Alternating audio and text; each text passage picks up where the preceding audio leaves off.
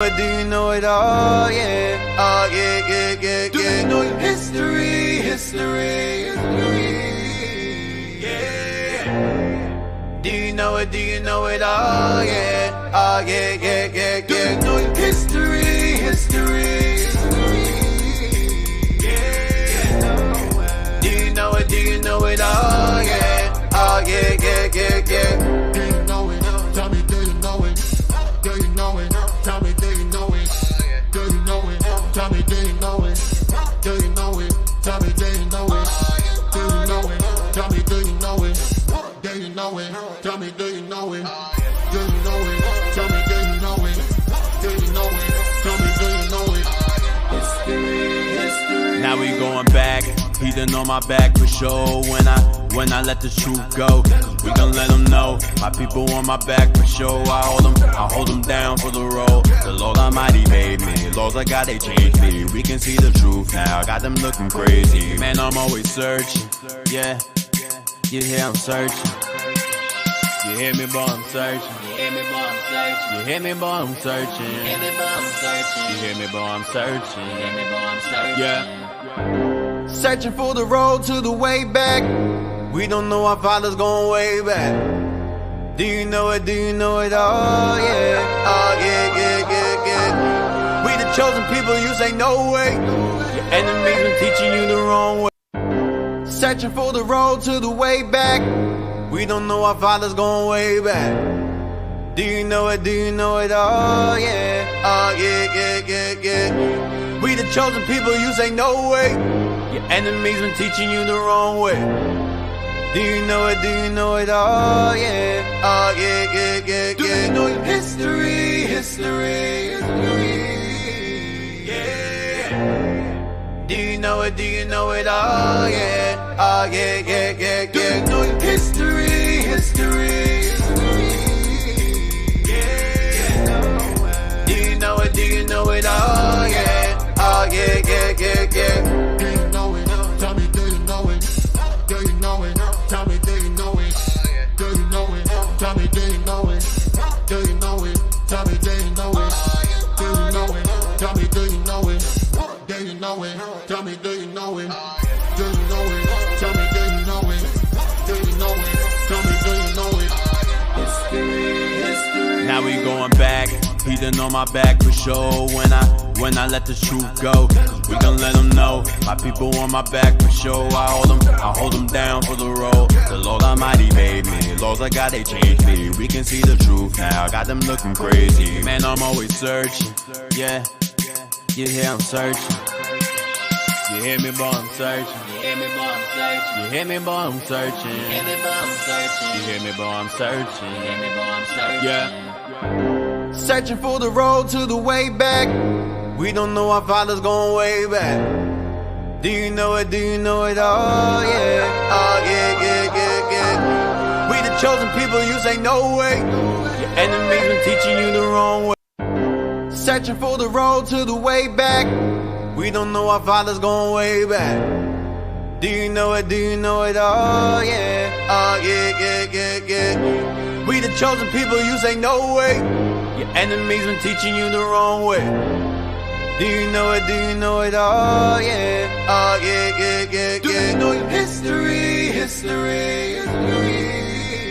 Yeah. Do you know it? Do you know it all? Yeah. Oh, yeah. Do you know your history?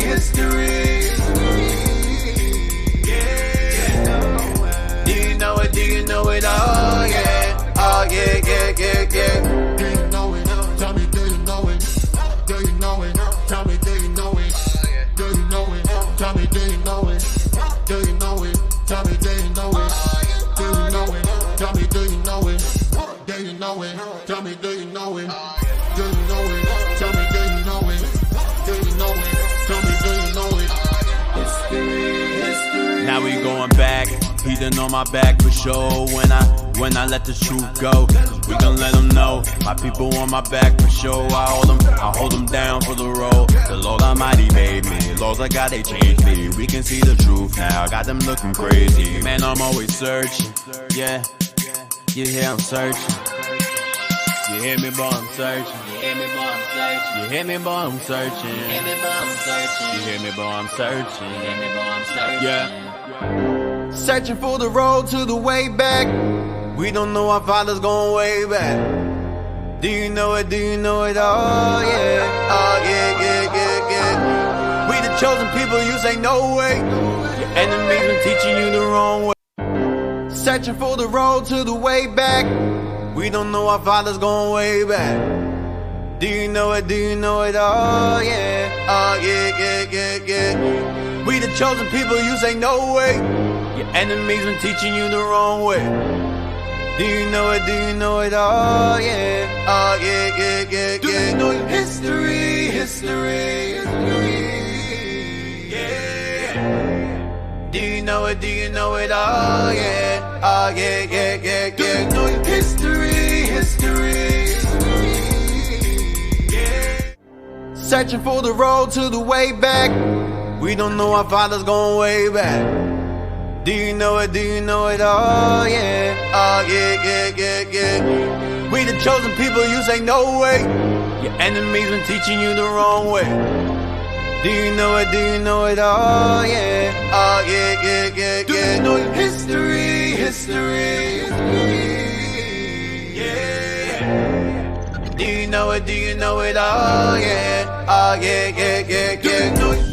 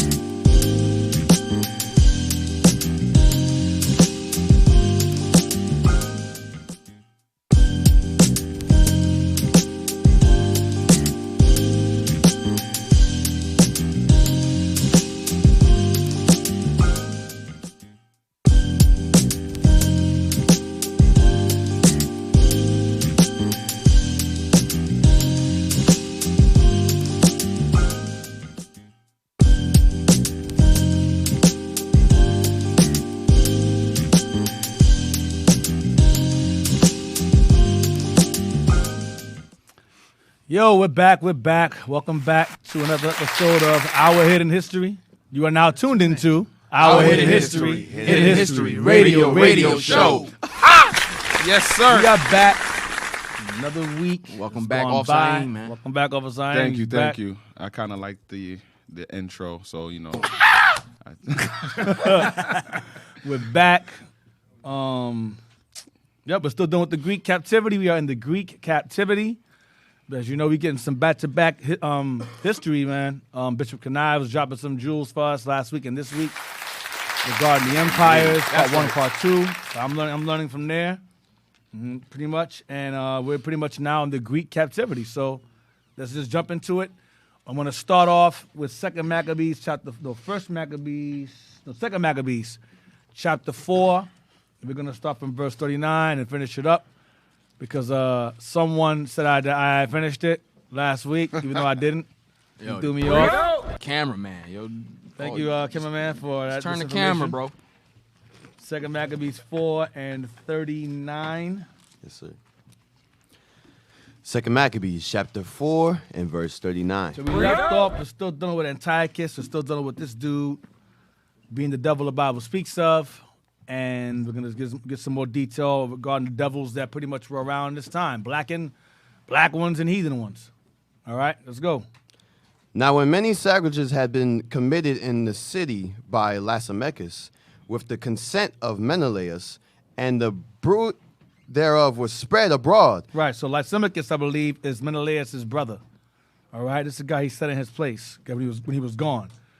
Go ahead, we read this one over this last week. Go ahead. The multitude gathered themselves together against Lysimachus, many vessels of gold being already carried away. Right, this guy was wilding out when Menelaus was gone. Go ahead.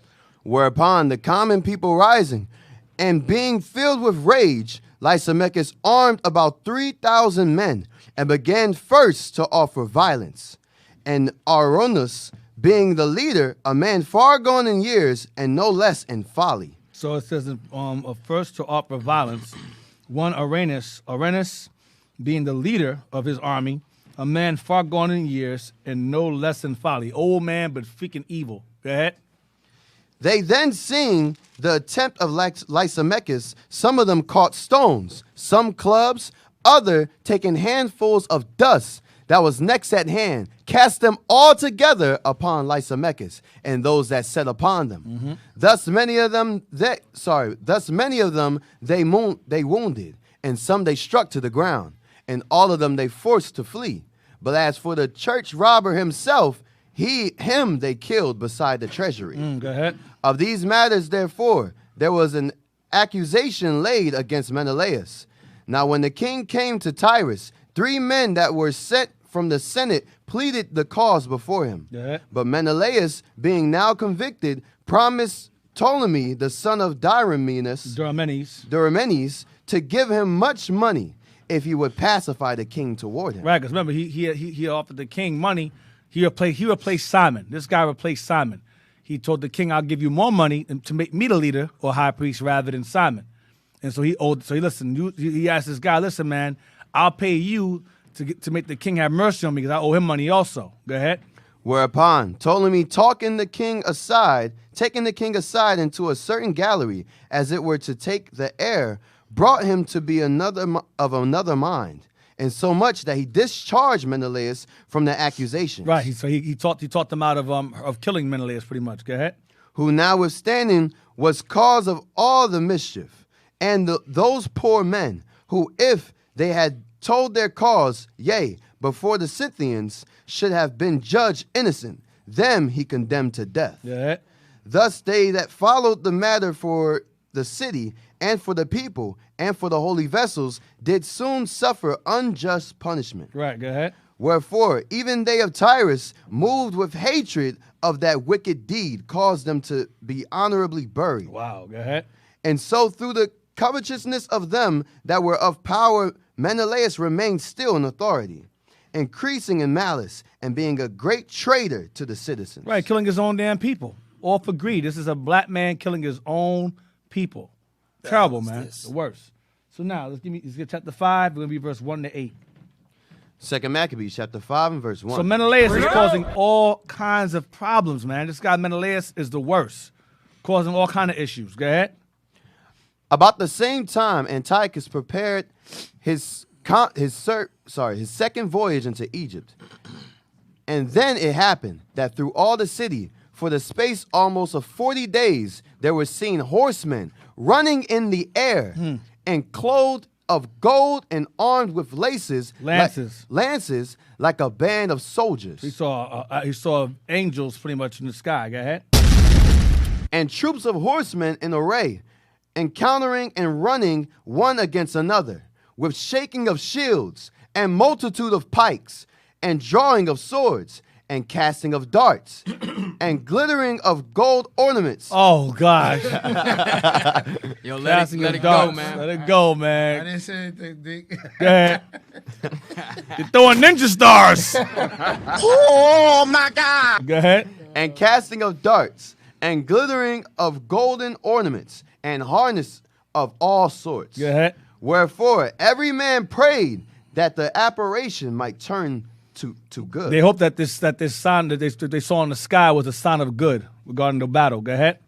Now when there was gone forth a false rumor, as though Antiochus had been dead. So it was a rumor that went around that Antiochus died in some kind of, he was killed, or he died in some kind of battle. Go ahead. Jason took at the least 1,000 men. Jason took advantage of the situation that Antiochus is in his death. Go ahead. Thinking Antiochus is dead. Go ahead. And suddenly made an assault upon the city. Go ahead. And they that were upon the walls being put back, and the city at length taken, Menelaus fled into the castle. So Jason went after Menelaus. Menelaus paid to replace him. Jason came, so Antiochus is dead. Antiochus is dead.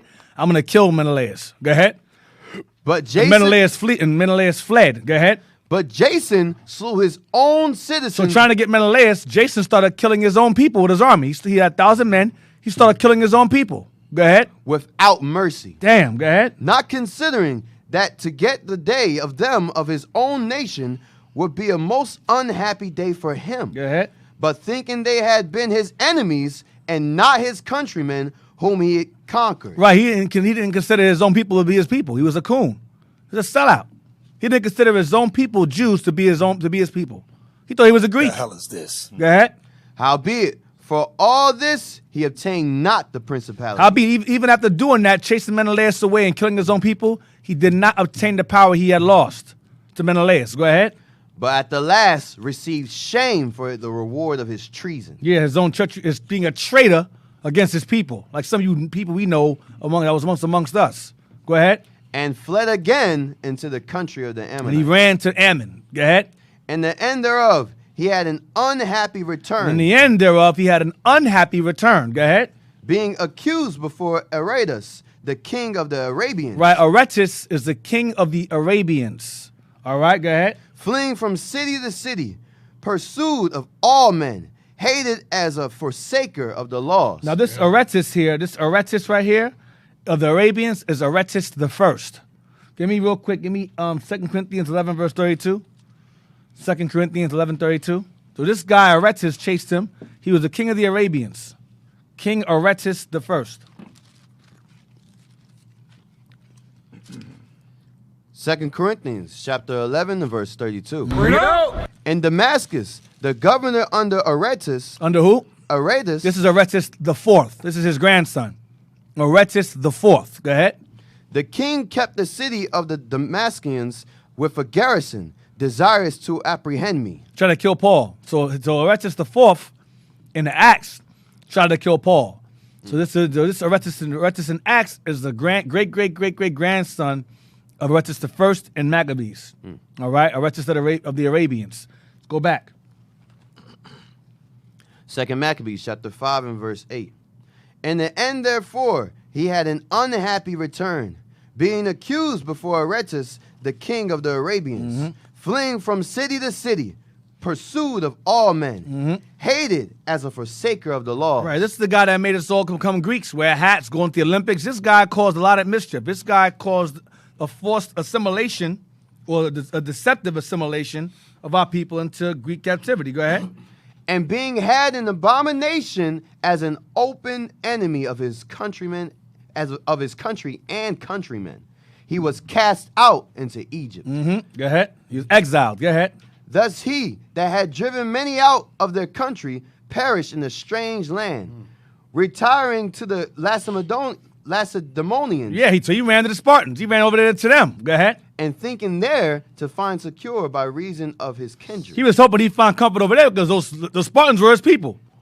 He said, I'm going to hide among my own people over here. Go ahead. And he that had cast out wait. That was verse 9, sir. Yes, go ahead. And he that had... I'm sorry, verse 9 proves again that the Lacedaemonians were our people. Lacedaemonians, who are the Spartans, were our people. Go ahead. And he that had cast out many unburied had none to mourn for him, nor any solemn funerals at all, nor sepulchre with his fathers. Good. He died in a foreign land, and no one buried his simple ass. Go ahead. Now when this that was done came to the king's ear, he thought that Judea had revolted. So when word came to the king Antiochus' ear that Jason had done this, that he had caused a war, he started killing people and so forth. Remember, Jason thought that Antiochus was dead. So when Antiochus returned to find what Jason had done, what he had killed our people, chased Menelaus out, whatever, and caused a revolt, he took that as an offense or as treason, disrespect. So this guy Jason, this stupid Negro Jason, pretty much provoked or further incited Antiochus to go against us in this instance right here. This history ties into what started 1 Maccabees 1. When the temple was defiled, this guy Jason is the catalyst. He's the forerunner of this whole thing. He started it. Damn. So a Negro is behind this dude Antiochus being further provoked, of course it's of the Lord, but being further provoked to pretty much defile our temple and force us into Greek fashion. Read again. Now when this that was done came to the king's ears, What was done was what Jason had done. Go ahead. he thought that Judea had revolted. He thought we, the whole nation of Jews, revolted against him like Jason did, thinking he was dead. Go ahead. Whereupon, removing out of Egypt He left Egypt. Go ahead. in a furious mind, Pissed off. he took the city by force of arms. See? Go ahead. And commanded his men of war not to spare such as they met, and to slay such as went up upon the houses. Kill all of us. Go ahead. Thus there was killing of young and old, making away of men, women, and children, slaying of virgins and He infants. started killing us, massacring us. Go ahead. And there were destroyed within the space of 3 whole days 80,000. He killed within 3 days 80,000 of us. 80,000. Damn. Men, women, children, virgins, infants. The hell is Go ahead. this? Whereof 40,000 were slain in the conflict, and no fewer sold than slain. And no fewer sold than slain. I mean, he sold as many as he killed. Those who weren't killed, the massacre, were sold as slaves. Go ahead. Yet he was not content with this, Watch this. but presumed to go into the most holy temple of all the world. Here we go. Go ahead. Menelaus, that traitor to the laws, and to his own country, being his God. Menelaus came back when Jason was gone, and he led this dude, Antiochus, into the temple. Go ahead. And taking the holy vessels with polluted hands, and with profane hands, pulling down the things that were dedicated by other kings to the augmentation, and glory and honor of the place, he gave them away. The things that Solomon added to the temple, the things that Josiah added to the temple, this guy Antiochus took it down with his nasty, filthy hands. And go ahead. And so haughty was Antiochus in mind, that he considered not that the Lord was angry for a while for the sins of them that dwelt in the city, and therefore his eye was not upon the place. So Antiochus didn't understand the reason why he was allowed to even step foot in that temple at all. It's because God was mad at us for all the sin that was going on in the land at that time, because Israel was succumbing to the Greek fashions. So the Lord didn't care. Remember, Heliodorus had got his ass beat by angels for setting foot in there. But this time, Antiochus was untouched because the Lord was mad at us. So we were what? Unshielded. There was no armor, no protection, no hedge now. Because if we were doing right by the Lord, watch, read on. I'm just going to say it. Verse 18, for had they not been formerly wrapped in many sins, this man, as soon as he had come, had forthwith been scourged and put back from his presumption, as Heliodorus was. See? If God wasn't mad at us, he would have got an ass whipping just like Heliodorus would have got.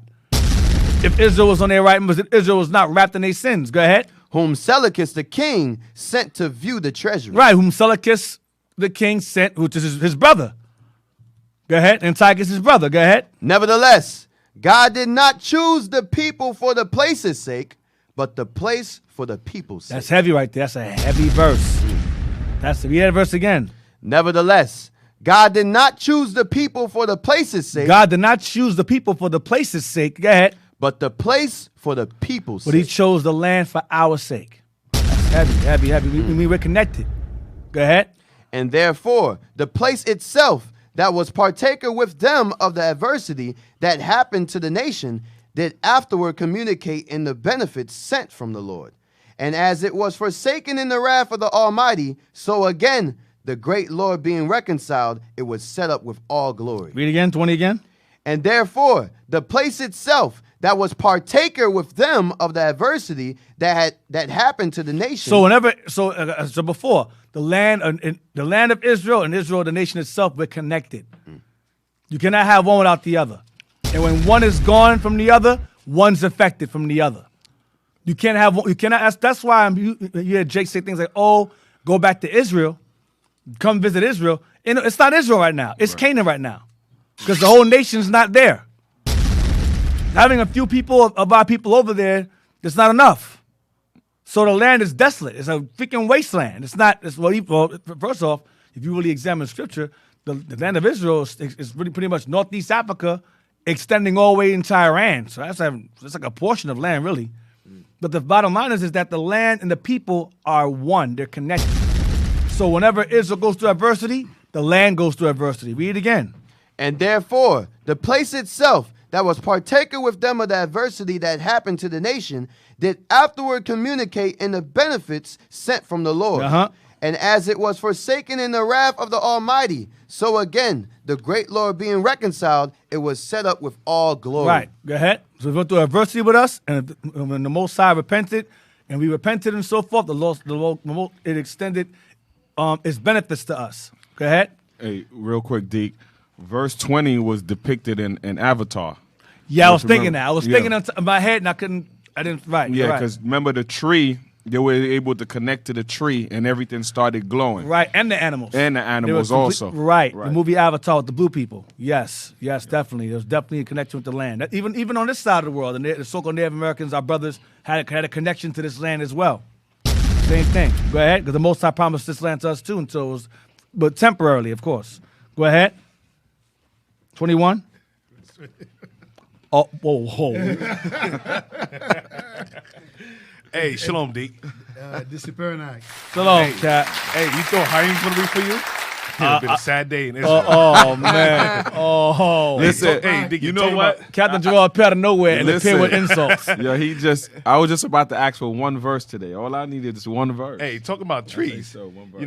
You know, Gad can relate to that, but in Haiti, they really can't relate to that. Oh, my gosh. So you just got here. You already insulted Haiti. Hey, let's switch, man. Hey, man. Oh, my God. Yo. Applause, please. Let's go. Captain's back. Captain's back. With more insults than before.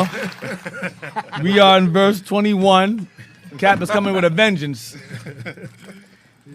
It's renewed in the spirit of. We are in 2 Maccabees 4 and verse 5:21. I can read it. Sorry about that, Israel. So we finished 2 Maccabees 4. Thank you, Hezekiah. Thank you very much, sir. Thank you very much for your help. We finished 2 Maccabees 4. No, we're just joking. And we're in 2 Maccabees 5, verse 21. All right. 2 Maccabees chapter 5, verse 21. So when Antiochus had carried out of the temple 1,800 talents. Damn, he robbed the temple. Remember that was money in there too. Go ahead. He departed in all haste unto Antiochia, reigning in his pride to make the land navigable. Navigable, sorry, spirit of Abaddon. And the sea passable by foot. Right, so this guy was so arrogant. He, in his mind, the author is saying this guy thought he can make the land navigable. I mean, he could sail on the land with boats. Go ahead. And the sea passable by foot. And he can walk on water. That's how arrogant he was. So this guy was so arrogant, he believed he can sail on land and walk on water. Go ahead. Such was the haughtiness of his mind. Such was maybe he named himself Epiphanes. God manifest on earth. So the author is saying this guy thought he can navigate land by boat and navigate the sea by foot. That's how arrogant he was to go in that temple and take things out. Remember, this guy walked into God's temple and robbed it. He burglarized the Lord's temple. That's some arrogance right there. Keep going. And he left governors to vex the nation. And he left behind him governors to vex us while he was gone, in his absence. Watch this. At Jerusalem. And so at Jerusalem, he left behind who? Philip. Keep that nigga. Keep this dude in mind. Philip. For his country, a Phrygian. And for manners more barbarous than he that set him there. And this guy was more barbaric than Antiochus, who put him in charge. Philip was the worst. Keep his name in mind. Philip. Go ahead. And at Gerizim. Andronicus. And he left Andronicus. Keep that name in mind. At Gerizim, Northern Kingdom's former capital. Go ahead. And besides, Menelaus. So, and beside Andronicus, he set up Menelaus, the same dude from before that replaced Jason. Go ahead.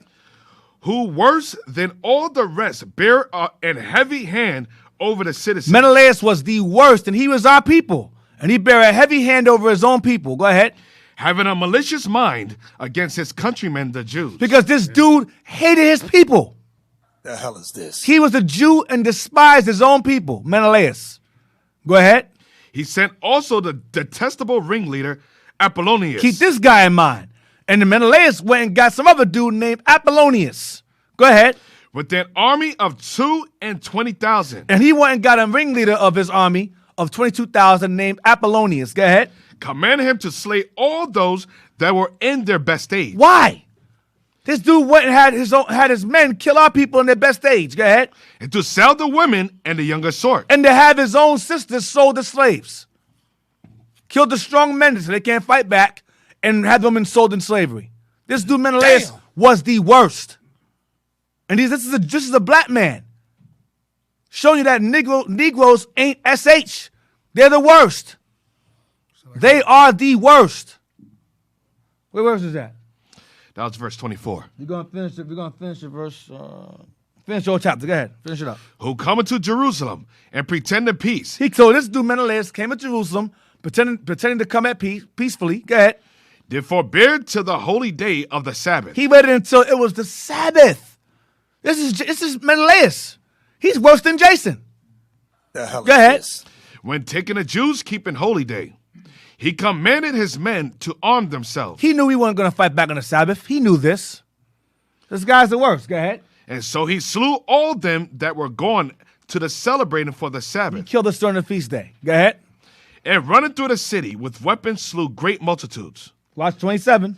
But Judas Maccabees with 9 others, or thereabout, withdrew himself into the wilderness, and lived in the mountains after the manner of beasts, with his company who fed on herbs continually, lest they should be partakers of the pollution. So when this was going on, remember, Mattathias and them had fled. They were living in the woods. And so those who chose to stay behind and did not leave at Mattathias, but chose to stay around, they underwent murders and slavery and atrocities under their own countryman, Menelaus, while the Maccabean family was hiding in the woods, gathering themselves together for their revolt. All right? Now get chapter 6, verse 1. We're going to read to verse 9. 2 Maccabees, chapter 6, verse 1. Read it. Not long after this, the king sent an old man of Athens to compel the Jews to depart from the laws of their fathers, and not to live after the laws of God. So the king here is referring to Antiochus. Go ahead. And to pollute also the temple in Jerusalem, and to call it the temple of Jupiter Olympus. Jupiter Olympius is Mars, the god Mars. Go ahead. And that in the garrison of Jupiter, the defender of strangers. Mars goes back to Zeus, same god. Go ahead. As they did desire that dwelt in the place. The coming in of this mischief was sore and grievous to the people. Right. For the temple was filled with riot and reveling by the Gentiles. So the Greeks turned the temple into a club of riot and reveling, a club full of hoes, all that stuff. Sounds like the Christian church to me. The Christian church, yeah, pretty much. Go ahead. To a whorehouse. Go ahead. Who dally with harlots. They dally with the harlots in the temple. Go ahead. And had to do with women within the circuit of the holy places. And besides that, brought in things that were not lawful. Go ahead.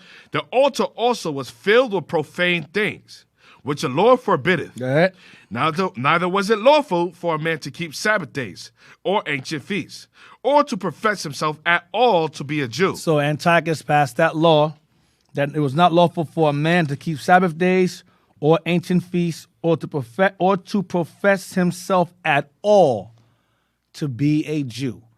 And this, brothers and sisters, is how Israelites became Greeks or Grecians or Gentiles.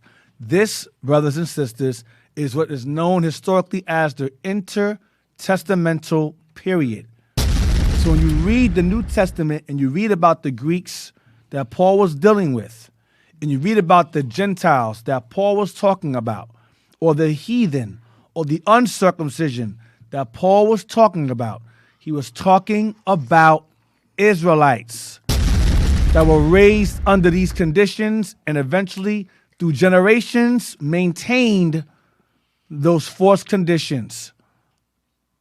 That's what happened. We were forced to no longer profess to be Jews, and over generations of time, we became Jasons, we became Menelauses. By nature, we believed ourselves to be Greeks entirely by the time of Paul. Not all of us, but most of us. And Paul had to go and teach them that, no, you must return back to the laws of your fathers in the faith of Christ when he was converted himself in that faith. But that's who the Gentiles or Greeks or Grecians were in the New Testament. You have to read the book of Maccabees. You have to know it. It bridges the gap between the old and new. That's why it's referred to as the intertestamental period, meaning it's in between the testaments, old and new. It puts it in context. Okay? Oh, no. Oh, it puts it in context. Verse 7. You got something to say? You want to say? No, I was repeating what you were saying. Oh, verse 7. In the day of the king's birth, every month they were brought by bitter constraint to eat of the sacrifices. So the Greeks, they celebrated their birthday every month. So if his birthday was the 8th of every month, it was his birthday, and they made us celebrate it along with him by offering up sacrifices because we did not celebrate birthdays. That was a pagan practice. We didn't celebrate that. Do y'all understand how stupid a birthday is? I'm going to tell you how stupid a birthday is. I'm going to give you an example. Since we're on the topic. When you examine a birthday, right, you're celebrating what? That you were born, right? That's what you're basically celebrating. You're celebrating you, which makes you your own God in a way. But let's move that over for a moment. You know how many people you have walking in this world that are worth nothing? They're just here. They should have ended up in a sock somewhere or on somebody's back. You understand what I'm saying to you? Oh, a hot sauce and a condom? Right, they should end up with some hot sauce. They should have. On the turkey base somewhere. Not in someone's womb, ever. They walk around, they're a waste of time, waste of space, waste of air, doing nothing with their time in this world. Born in vain. Selling drugs, killing their people, unrepenting. Now I'm not talking about brothers who are going to repent in time. I'm talking about the niggas who's going to die niggas. Waste of time. Like Jason. Like Jason was. Menelaus, this is waste of balls. Waste of time. And you celebrating their birth. When you examine the scriptures, our forefathers didn't honor birth. You know what they honored? Death. Mm-hmm. You know why they honored death? Because what you left behind was where your honor was found. Your children, your legacy, your inheritance, your children being brought up the right way. That is your honor. That's your legacy. That's what you celebrate. That's celebrated. Your sons raising up, having wives, raising up their children honorably the way you raised them. Your daughters getting married to husbands who are like you, and they raising sons like you, who are honorable and have wives, and creating a legacy. That's what life is about. Leaving what you leave behind. When your life ends, that is the celebration. Not when you're born. You're going to be a waste of balls and sperm. Waste of egg when you're on this earth. Some of y'all niggas out here walking around the earth ain't shit. Speak your truth. You ain't worth. You shouldn't even be alive. Let it go. Bring it out. Speak your truth. Stepping down. I see niggas walking around saying, why you alive? Why you here? Some niggas walking around, like, why, tattoos all on their eyes and nose and eye and their eye. Like, why you here? Come with it. Out. Come on, with it. Why you here? Come on, Deacon. Bring it out. Stuff like that. Now, don't get it twisted. I mean, my opinion is that when they get tattoos all over their face, they're too far gone. You can't reach that. I mean, they're just gone. Most of it, from my experience, brothers who got tattoos all over their face, they're usually too far gone. It's like they're filled. It's like the demons. It's like the devil poured demons in them, and he filled to the brim. They just filled to the brim. You can't. It's overflowing with. They're gone. But some people walking on this earth, they're selling drugs, they're abusive, they're child molesting, still child molesting, child trafficking, drug dealers. Now, but again, I'm not talking about those who can repent. I'm referring to those who are so far gone in it, they're gonna die in it. I'm referring to them. The ones who are just sealed in that. They're sealed in that life. I'm referring to them, not the ones, because brothers in the congregation, brothers amongst us, they was in that life. They came from that life where they were surrounded by that or they was involved in it. I'm not talking about you. Those of y'all who repented from that lifestyle, all praise be the Lord, all praise for that. The Most High loves you enough to pull you out of that. But you got some brothers who are walking around, and sisters walking around, who God is never going to pull out of that. They're going to die in it. I'm referring to them. They celebrate their birth for no reason. They're nothing. Their life means nothing. Their existence means nothing. We have scripture over Ezra, born in vain. I'm going to show it to you. It's biblical. You're being like, darn, those are your people. They are my people, but they're a waste of sperm. No purpose. They're purposeless. They're just You're 40 and you're about to die. Right, Captain Zakar. They're pretty much just they're worthless. Was it Ezra 9:21?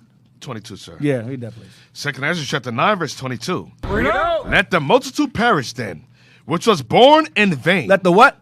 Let the multitude perish then. Multitude means a lot of us are not going to make it. 2/3 of us are born in vain. 2/3 of us are born to make the third's life difficult. That's their purpose.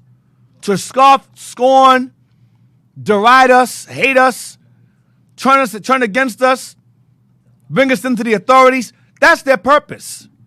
To be traitors. To do what? To do what Jason did. To do what Menelaus did. That's their purpose. To do what Simon did. That's their purpose. Read it again. Let the multitude perish then, which was born in vain. Which were what? Which were born in vain. Which were born for no reason. Their birth is vanity. Something that's vain means it has no value. It's valueless. It's no value to it. What's the word? Invaluable? Invaluable. You just no purpose.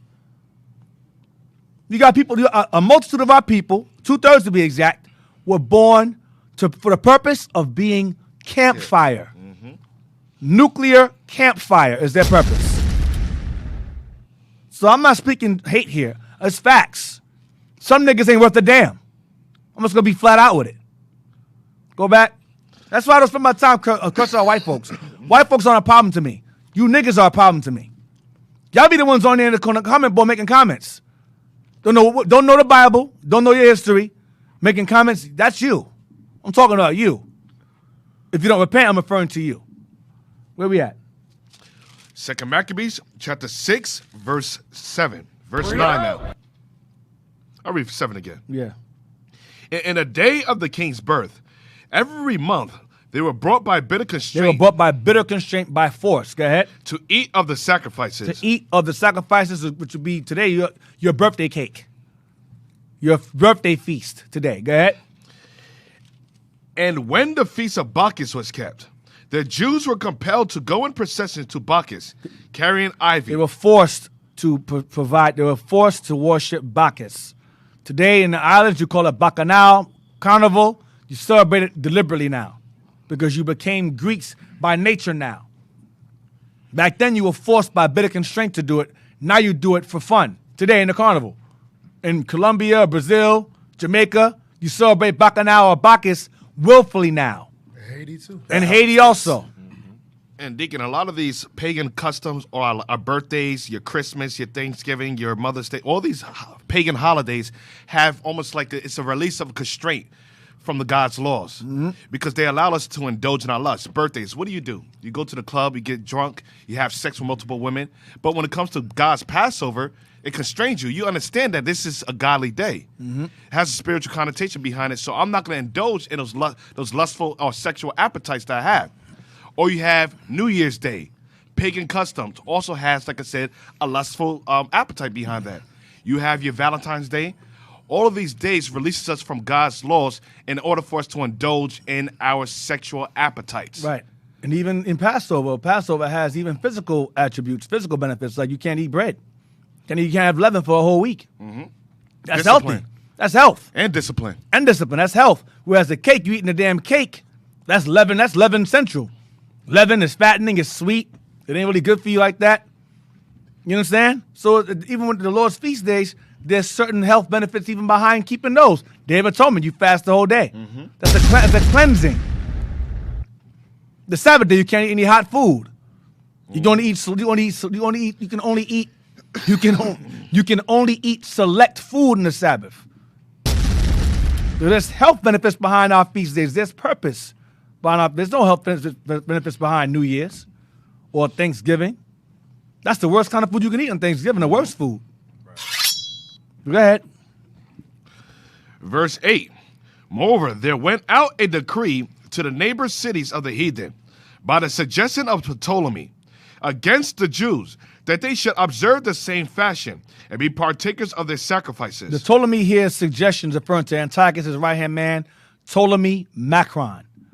That was Antiochus' right-hand man, his little general. And so Ptolemy said, hey, I have an idea. Why don't you do so-and-so to bother the Jews? Ptolemy Macron is referring to him. Ptolemy Macron. That's what it's referring to. So it says by the suggestion of Ptolemy, it's referring to that guy. Go ahead. against the Jews, that they shall observe the same fashions and be partakers of their sacrifices. And whoso would not conform themselves to the manner of the Gentiles. Should not what? Conform themselves to the manners of the Gentiles. Give me a definition of manners, please. So it says, and observe the same fashions and be the partakers of their sacrifices. Who? The Greeks. And it says here, and who will not conform themselves to the manners of the Gentiles. What does manners mean? Definition. Blow that up some. Manners. Let's see. Manner. A way in which a thing is done or happens, taking notes in an unobtrusive manner. Okay, what's number 2? Number 2, a person's outward bearing or way of behaving towards others. Person's outward what? Bearings. Or way of behaving toward others. Or way of behaving toward our person's outward bearing or way of behaving towards others, meaning their personality. There more? Let's get some synonyms. Yeah. Demeanor, air, aspect, attitude, appearance. There you go. This is manners. This is their appearance, attitude. Go ahead. Look. How they look. The beards be shaved off. They change how they dress. Go ahead. Bearing, cast, deportment, behavior. Conduct. Conduct. Go ahead. Comportment. Mean. That's it. So these are how the manners. Dick, look at the first one. What's the first one say? The way, fashion, method, and system. There you go. Their way, method, their fashion, and their system. And the style. And their style. It's a style. Yep. That's manners. Dress like them. Talk like them. Technically, the Levites didn't really dress like them because you guys went to the Olympics, to the temple, and started dressing butt naked. All right. You know what? You know what? Is that not historical? You know what? Yeah. I ain't got time. Is that not historical? Y'all definitely started So that what thing. happened today? Y'all Cat? definitely popped that off. So what happened today? Jazz, you What was do you mean quiet today? the whole Yeah, time, y'all took it bro. over today. Bro, whatever. What are you talking? We're not talking about today. We're talking about yesterday. Yeah, that was about today. It's called our hit of history, not our present day. Hey, Deacon. Deacon, I want to go back. To the Negroes being born in vain. Okay. Here in Philly, they had a community Speak your cleanup. I'm coming out, Cat. I'm coming out. Speak your truth. Don't hold back, man. Captain Joel's the worst influence in the show. Come on, Captain Bad Influence. He's the worst. This tease. This ginger's great. God. Love it. It's greatness. That thing kicking COVID Yeah, all out my system. Yep. They got Lord. the ginger plant all inside the damn tea. I just sunk my teeth right into the damn plant. Any COVID that's possible in your body is gone at this point. Gosh. Hey, pull that up real quick. Vid. Sorry. Oh, you put up the picture that I just sent? Oh, let's get that too. Let's put, Yeah, I was let's put dropping all my that together. Filthy Philly. Filthy Philly. That's how I got to come here in increment. I can't come here every single week anymore. It does something to my spirit, my soul. One it's second. very depressing. That's why I'm angry all the time when I come out here. In Jersey, I'm not the same. Thank you. Speak your truth, Wow. Cap. Let it out. You know, Let it out, son. coming from the mountains of the Caucasus. Mountains of Pierre. Hey, pull. All right, you got it up? All right, so this happened in Philly, North Philly. So it says less than 48 hours after 100 people cleaned up a North Philly corner, trash was dumped there again. God. The hell is this? We need action. We need the nuclear. Yeah, that's the only action. You That's it. need fire. Right. That's it. Yo, even the Edomites try to go into our community and say, you know what? Since these niggas can't take care of themselves, let's take care of them for them. Oh, that was Esau. That's Esau that came in to clean our community. Because what? If you go to South Philly, or what is it? Yeah, South Philly, you look at the streets, they don't have trash on the streets. It's not dirty like this. South Philly's nice. It's completely, Philly proof. Nigga proof, pretty much. Yeah. Yeah, look at the bottom. Right? Read the bottom part. A group of residents came out to clean up a North Philly dump site on Martin Luther King Jr. Day. On Martin Luther King Jr. Day. Wow. That's Monday. Was that last Supposed to be Monday? on that Last day. Monday. That was this Monday, past Monday. Yeah. Right. Esau tried to show some compassion on that day and come out and help. Nah, but another thing too, people like those group of people, those are the people that Esau don't really want in that neighborhood. The people that got the mindset to change, to clean it up, they don't want these kind of people there.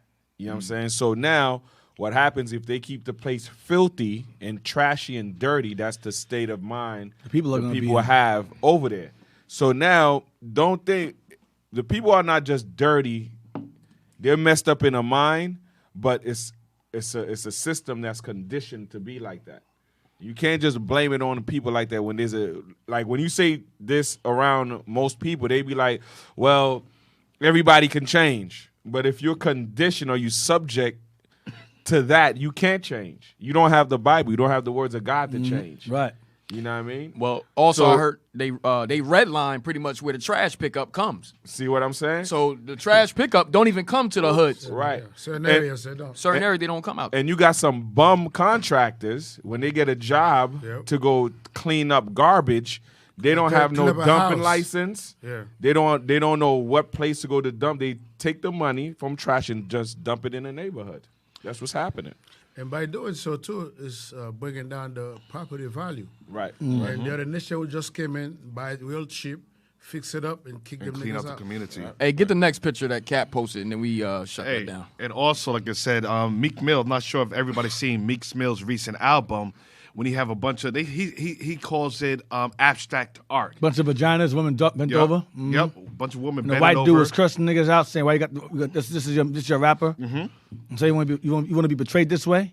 But they had, like I said, it was Judge Joe Brown, along with another sister, had a podcast discussing the images. Yeah, I know. And he was saying that, this is abstract. The woman, you know how the black woman always like to defend wickedness. Right. But they were saying that, this is abstract art. This is art. This is beauty. This is what he sees. Wow. But Judge Joe Brown's trying to say, listen, any man that portrays his woman in a negative image, a negative light, is not a real man and doesn't respect his women. Right. And she was trying to convince Judge Joe Brown that this is just artistry. But in reality, Meek Mill's is seeing what he sees within his mind and his community. It's reflected in his community. Mm-hmm. So what he sees in his mind is painted on an image. Captain Isaac always references saying, art imitates life and life imitates art. Right. Mm-hmm. So his album was a reflection of his environment. Mm-hmm. And not only his environment, and it's displayed in his music. Because all the words that's coming out of his lyrics is over-sexualization, the promiscuity of our women, the over-sexualization of our women, drugs, dope. Because that's not art, your woman walking around with blonde hair, spreading over, or popping it, spreading the cheeks. That's not art. That's not abstract art.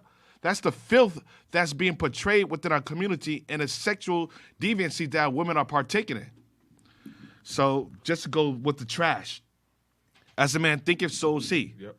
If you have a low state mind, if you think that you're nothing, then your community is going to reflect what's in your mindset. And Cap, you know the funny thing, right?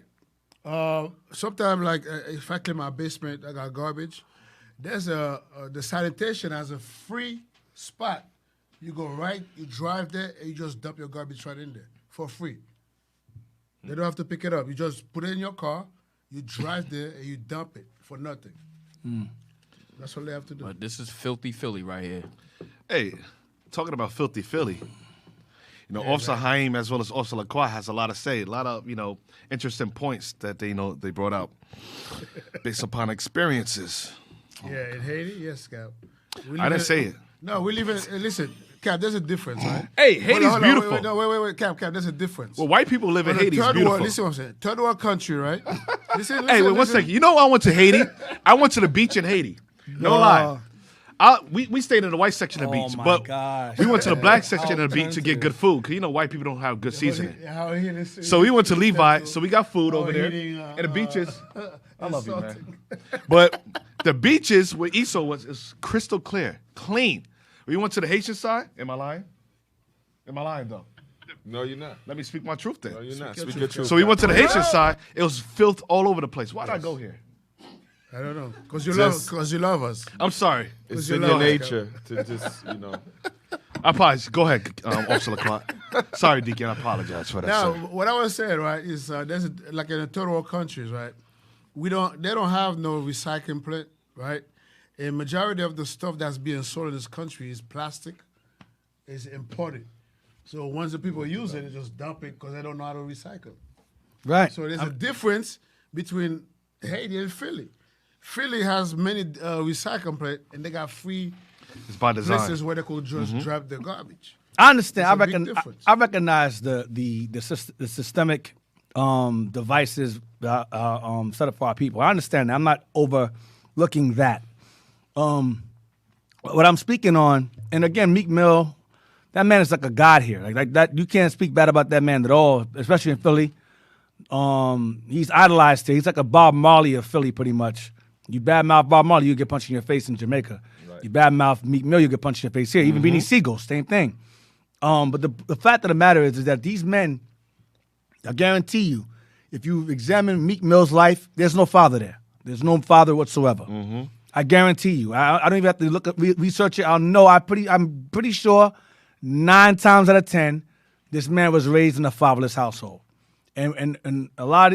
And we were talking about it earlier today. We were discussing the movies called Unbreakable, Split, and Glass.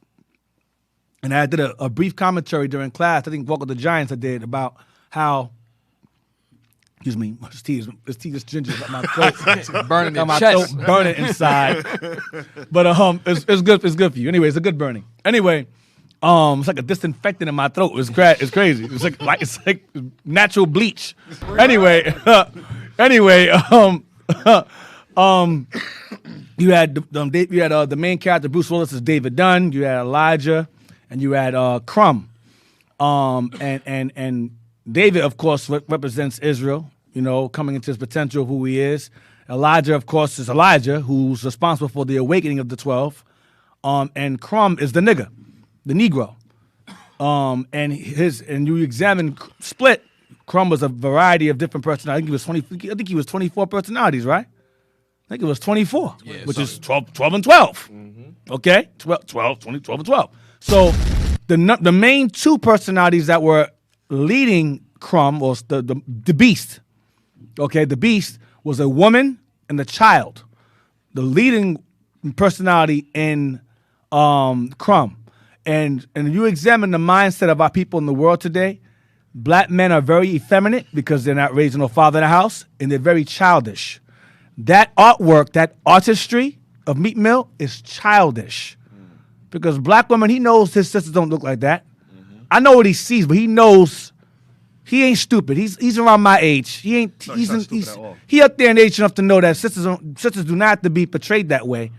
But because he sees certain select sisters portrayed in that image who choose to be, he decides to put that on his album cover.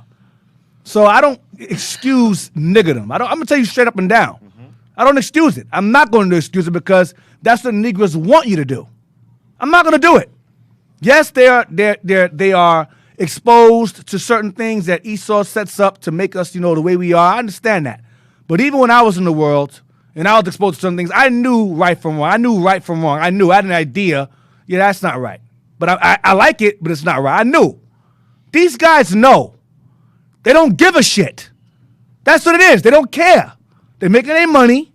They rock on their jewelry. They got their hoes. And then they leave the hood. They don't stay. He comes back here. I don't know what the hell's wrong with that dude. He comes back here. Some of them come back here because, of course, when you're the hood, you can leave the hood, but the hood don't leave you. So they'll come back to it and get killed. Like a lot of rappers who come back and get killed. But the mentality is is justified, but justified to an extent.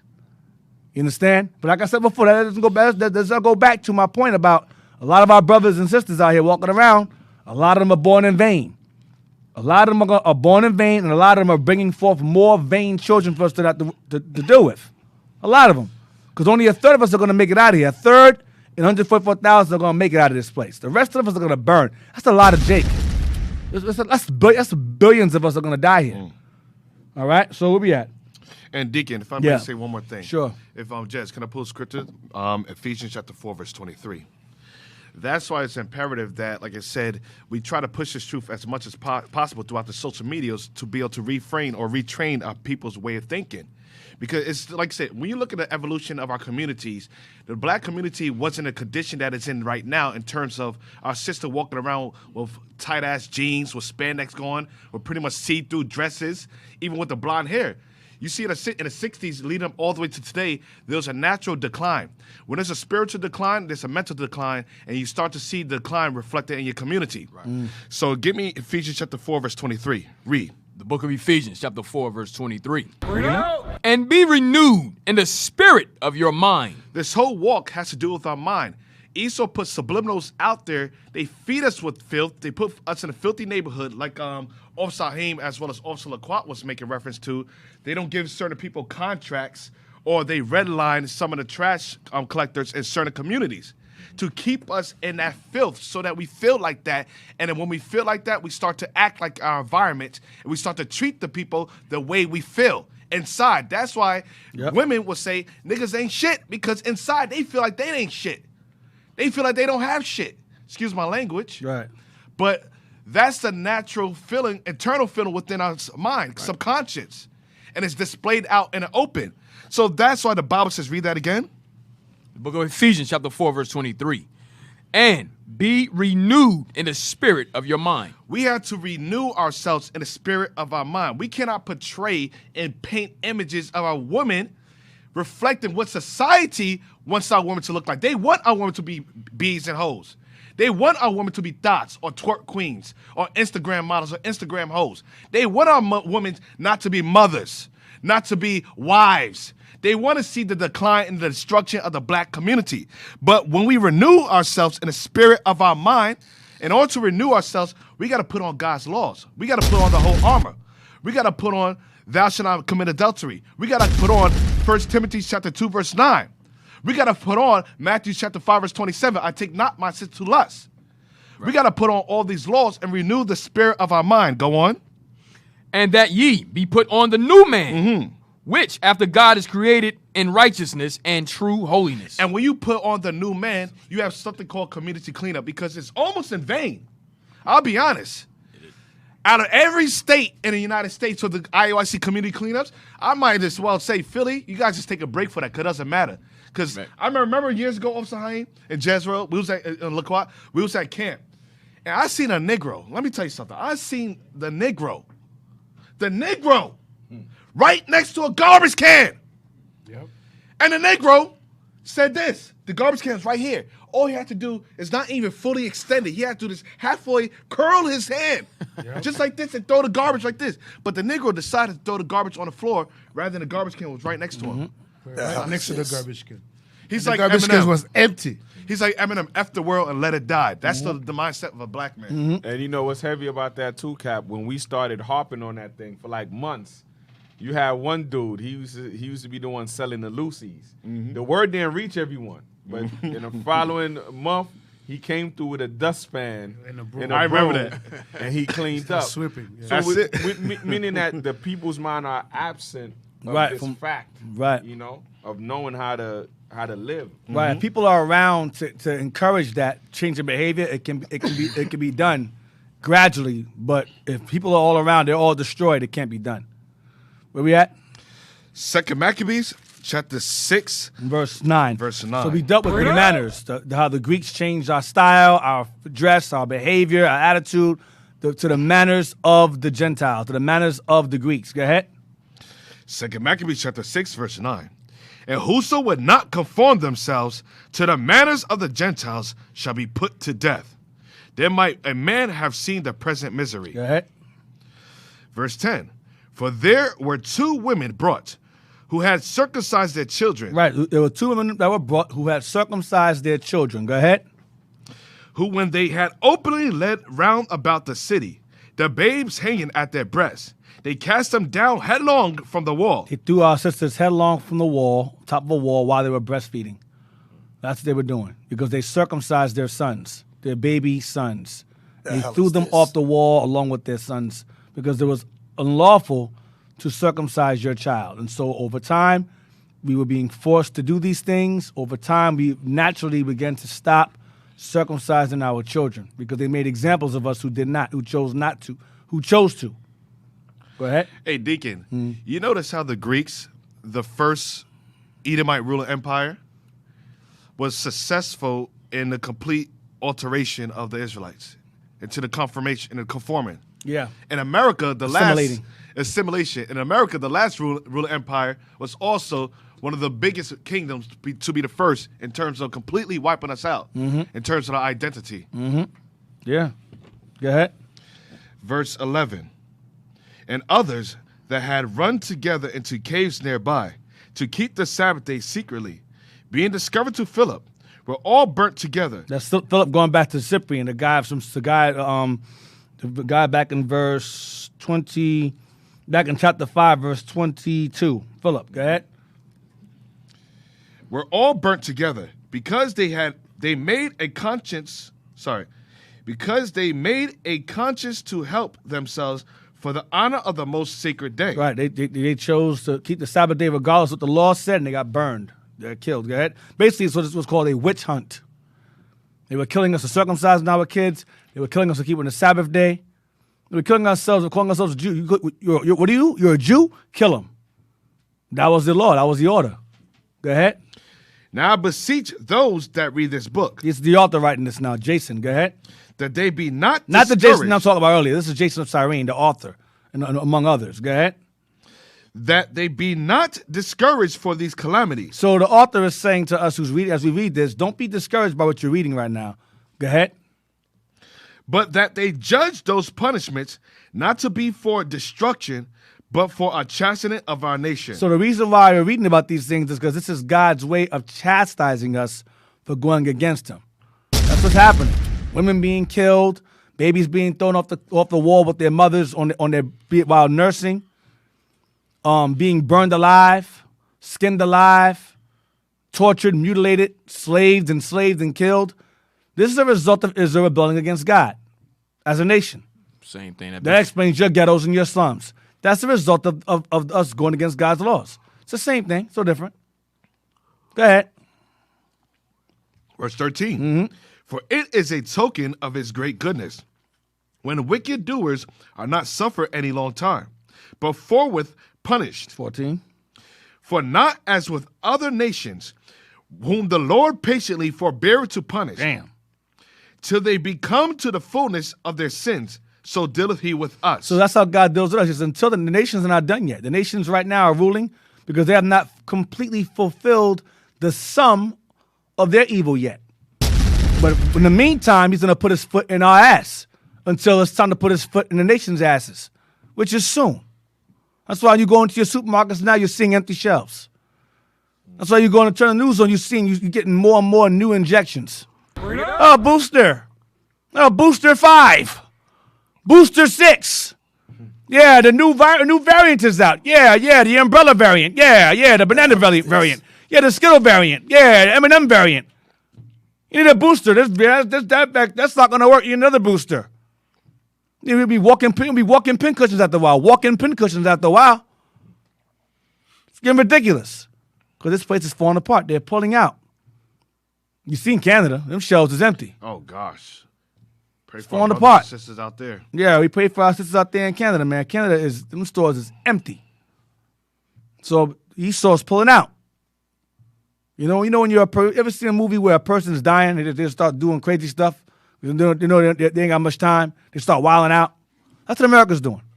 America's doing whatever she wants, legalizing everything. Legalized, you can shoot up legally now in Philly. Shoot up now legally in their own facilities. Shoot up. What the hell is this? Prostitution's legal now. What else is legal now?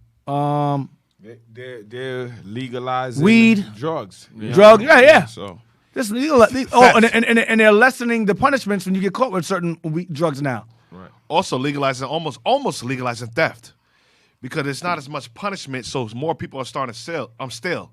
I think it was a Rite Aid, I believe, in New York, that was shut down because they said they can't keep up with all the people that's stealing from the store. And like I said, they put a law out there. If you cannot stop a person from stealing, or neither they're going to respond to that anymore. Mm-hmm. You heard about that? No. The hell is this? That's going on right now. Wow. I don't know if it's here in Philly or Jersey, but because of the weed legalization, they starting to take away the actual drug tests from the jobs. Oh, now. gosh, this place is gone. Wow. There you go. Wow. Damn. Go ahead. Scary. Where we at now? Verse 14.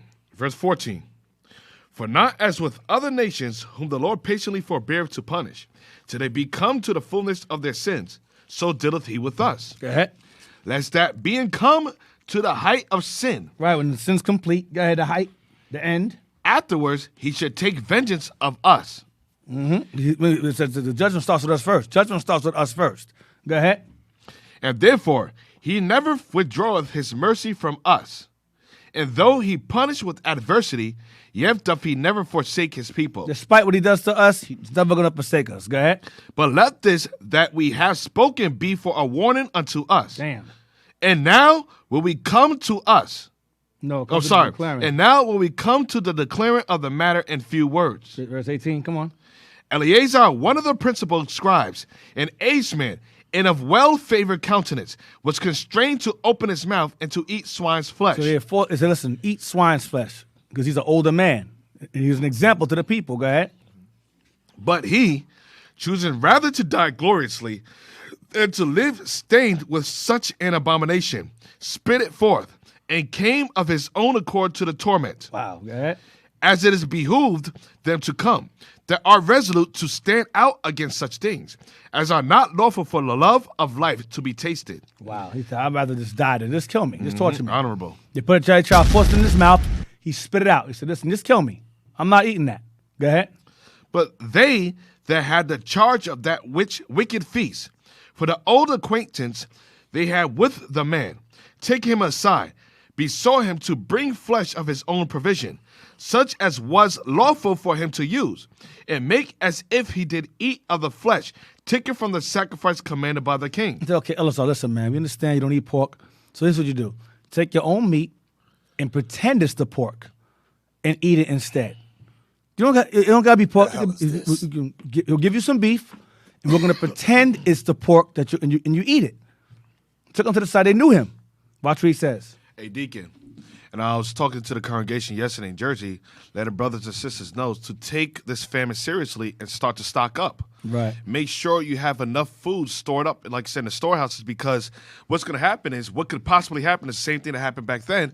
They say that, oh, there's a depletion or shortage of chicken Yes, or there meat. is. There is definitely chicken. Definitely that. So, you're starting to see the meat prices raise astronomically, so to the point where you don't really hear them talking about there's a shortage in pig. Nope. Or hammer. You don't hear about that. No, you don't. So it might come to the point that they say, you know what, there's a shortage on all these food. The only meats that we have available to you is pork. So if you want to eat, you want to sustain yourself, feed your family, here's the pork. It's the only way you can survive. So brothers and sisters, take this very seriously. I'm not saying it's going to happen, but it could be a possibility because I don't hear them talking about the pork. Nope. Or there be, like I said, a lack of it. There's plenty of that. No Go ahead. crab, shrimp, lobster. Yep, catfish. All that All is that. good. Oh, and also, there's another article that I read the other day that was saying that there's a turkey shortage. Wow. So turkeys are starting to become endangered. So you have a chicken shortage as well as turkey. So the two primary meats that black people eat, turkey and chicken. To avoid the pork. Yep. They said, we're going to short this. So, hey, there's enough pork for you guys. Eat. Wow. Be filled. I'm telling you what's Be going to happen. merry. Go ahead. Be merry. Hey, real quick, D. Verse 21, when they try to convince him to pretend. Yeah, Just pretend. To pretend, right. When you look at the movie industry, the music industry, Right. a lot of these entertainers are pretending. The Right. life that they portray to our people, they don't really live. Yes, that's very And true. this is exactly what Esau tells them To do. Just portray that. Just Yep. portray the gangster life. Right. Or pretend you got a bunch of hoes. Meanwhile, they're married. Right. They're married to the same chick for like 10, 15 years. Yep. Like T.I., for instance. Yeah, one guy said, listen, man, we would Right. rap about having our wives, but they told us not to. They said, we can't. They said, do not talk about your wives and your children. Rap about the hoes you have or you should had or have. They don't have. Just pretend you do. Don't talk about these guys like Ja Rule, for example. That dude, it got a picture of him and his son. His son looks just like him. Yeah, right. With a freaking college degree, graduation gown on. Right. He graduated from college. Something with Master P and his Romeo, right? Yeah, Master P too. Their families, their kids is in schools, prestigious schools. Not them schools, not them zone digger ghetto schools. You got a picture of it? With Ja Rule and his son looks just like him. Let's change his like splitting image of his father. And even Cardi B, her daughter was listening to her music and she turned it off. She said, I don't want you to listen to that type of music. Yeah. Blow it up, son. Damn. What the hell? Yeah, bro. Oh, Crazy, right? That man jeans is strong as hell. Yeah. Oh, damn. Daddy. He's just taller than him. That's it. Yeah, he's just taller, but that's his pops. I mean, Yeah. like he got a perm for some reason. Oh, That's why that's from the mother. Oh, okay. Yeah. hey, Jess, that's Dick, what happened to your hair? and Hair definitely don't look like Negro features over there. and Look like and Gadite. Damn. Come on. the worst effect of that, right, Dick? You do have some young, ignorant Jakes that actually are going and killing people and rapping about it. Yeah. But the people you idolize, listen to, they don't kill nobody. No. You know? No. But so this is exactly what Esau wants us to do. Right. But you Wants got- us to pretend a false life so that way your people can follow Right. you with the garbage. Because Cardi B even said, she said, I don't let my kid listen to my music. Nope. I'm like, well, why you do it then? Because you got me while I make my money. Damn, that's selfish. The money. Then you got what's the name, Megan Thee Stallion, her recently. Which is not really this is a history class, but Megan Thee Stallion, her man broke up with her because she's a drunk. Broke up with her because she's all I'm the hot girl summer. I'm the this. I'm that. I'm this, and niggas want me. Right, and she right. getting dumped by regular dudes. He's not a celebrity.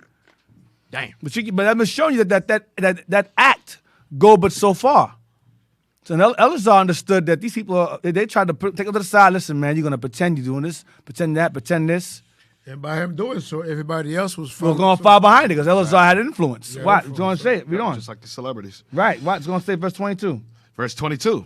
That in so doing, he might be delivered from death, and for the old friendship with them find favor. See, that's what it's saying. Listen, if you do this, if you pretend you ate it, you get to live, and you'll find favor with us who are your friends. We're your friends. We know you.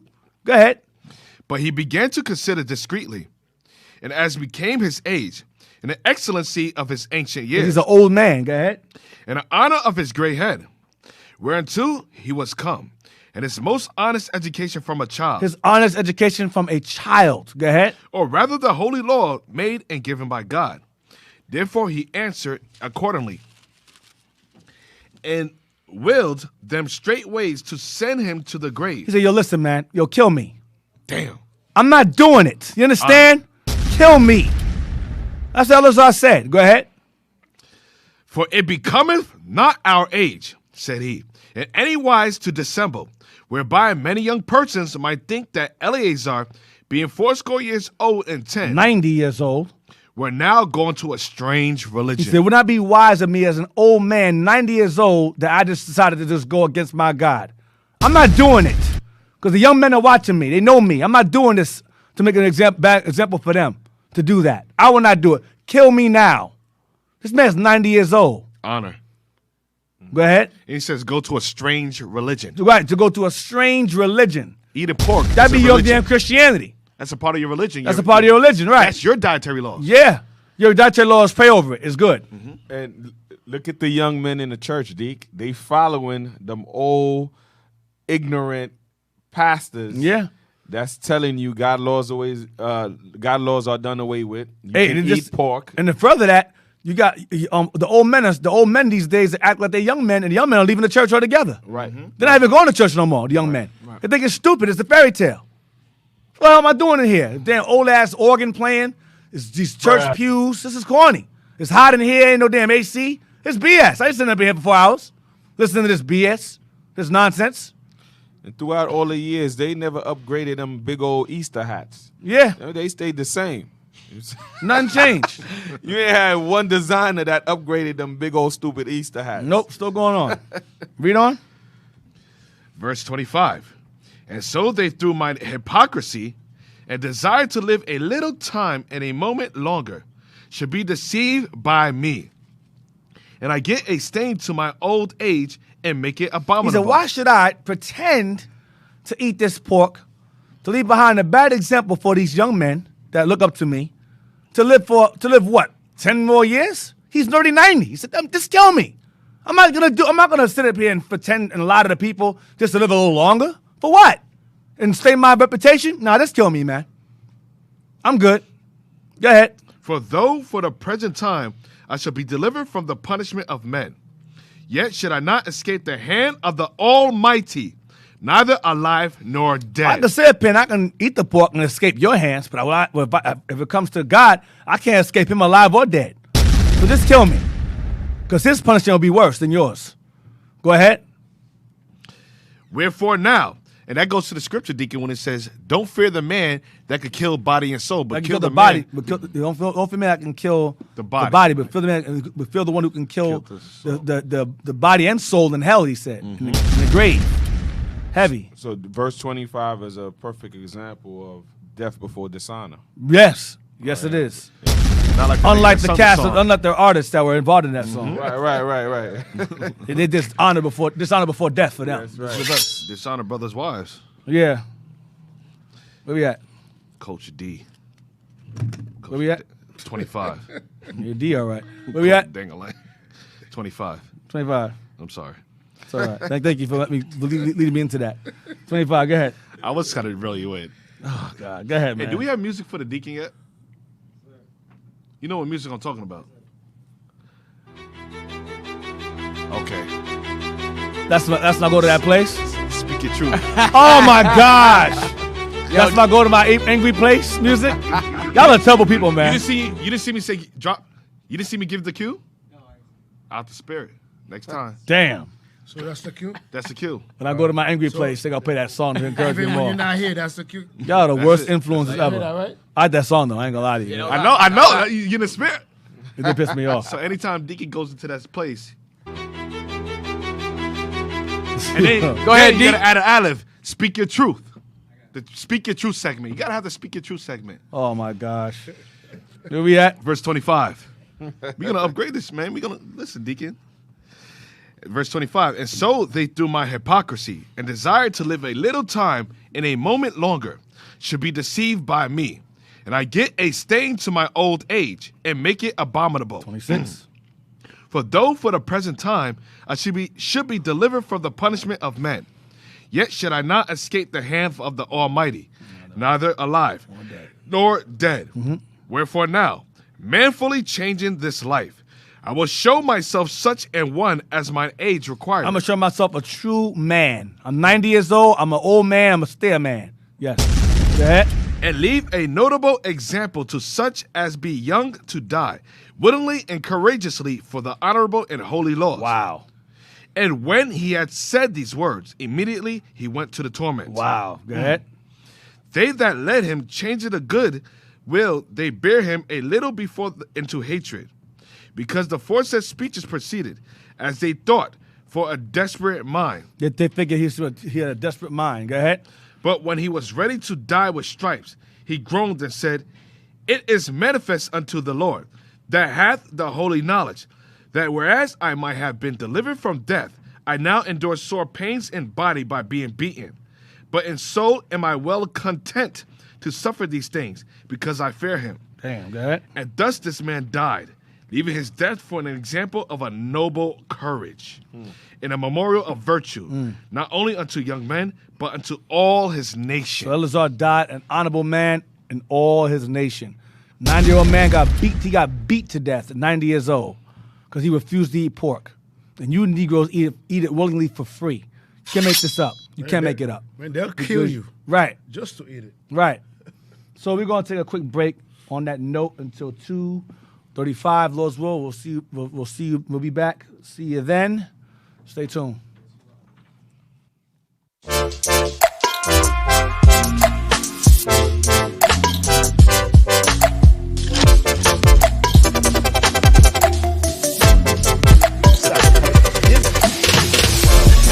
for y'all to pull your head out the ass and wake up.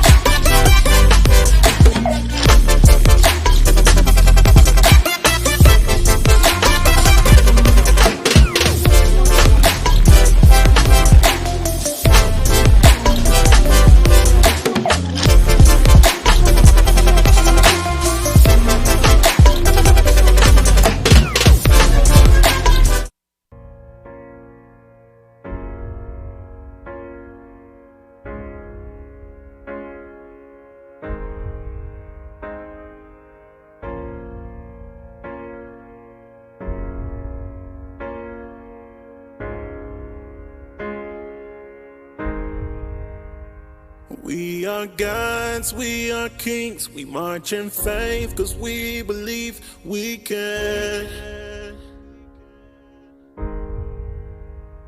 Change the world to what it needs. Stand against our enemies, 'cause we can.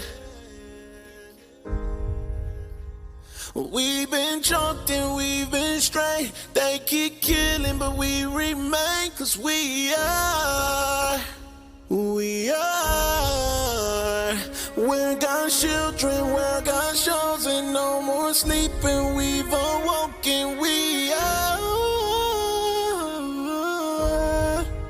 Yeah.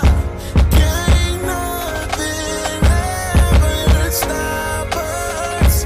Take one and another will rise up. We'll endure until we reach the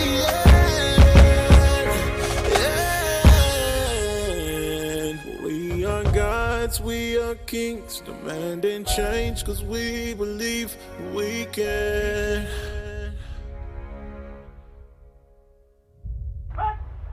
We marching in the streets, in our communities. Yeah, trying to find who's gonna wake up, trying to find who's gonna raise up. We stand and face the east, we pray and march for peace. Yeah, we finally had enough. We are special, we are better. Let's unite and come together. We are, yeah, we are. No more killing one another. You're my sister, you're my brother. We are, yeah. Can't nothing ever stop us. Take one and another will rise up. We'll endure until we reach the end.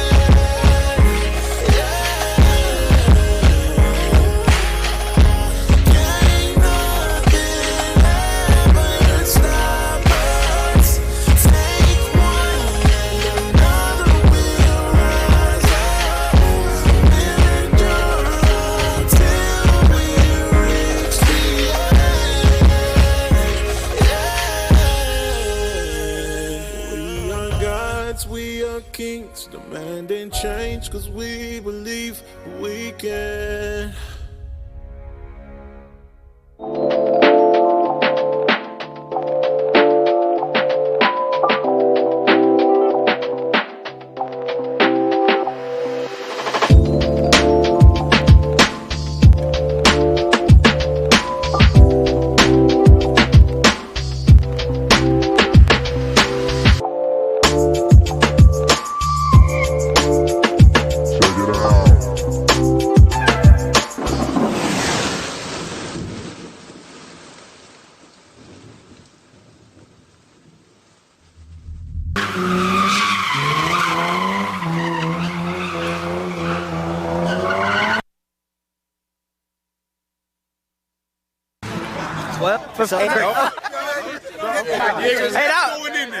That was for free. Hey, if it would not have been for the Lord, then we not. Hey, we gonna use the real. It's not for real. There would have not had The Lord said, "Hey, y'all, it's free. There would have not had another donut happening. Another donut.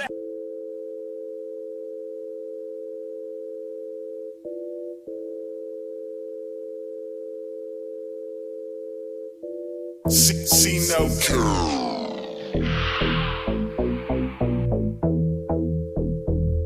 So true. Every time I come around, dawg, got the whole hood checking for me. With no fear, I bring it out, dawg. 'Cause I got my bros next to me. 'Cause I got my bros next to me. 'Cause I got my bros next to me. With no fear, I bring it out, dawg. 'Cause I got my bros next to me. Israel, we take the high road, waiting patiently for Shiloh. When the prophet's on the mic, though, stomping out your doctrine like a car at a sideshow.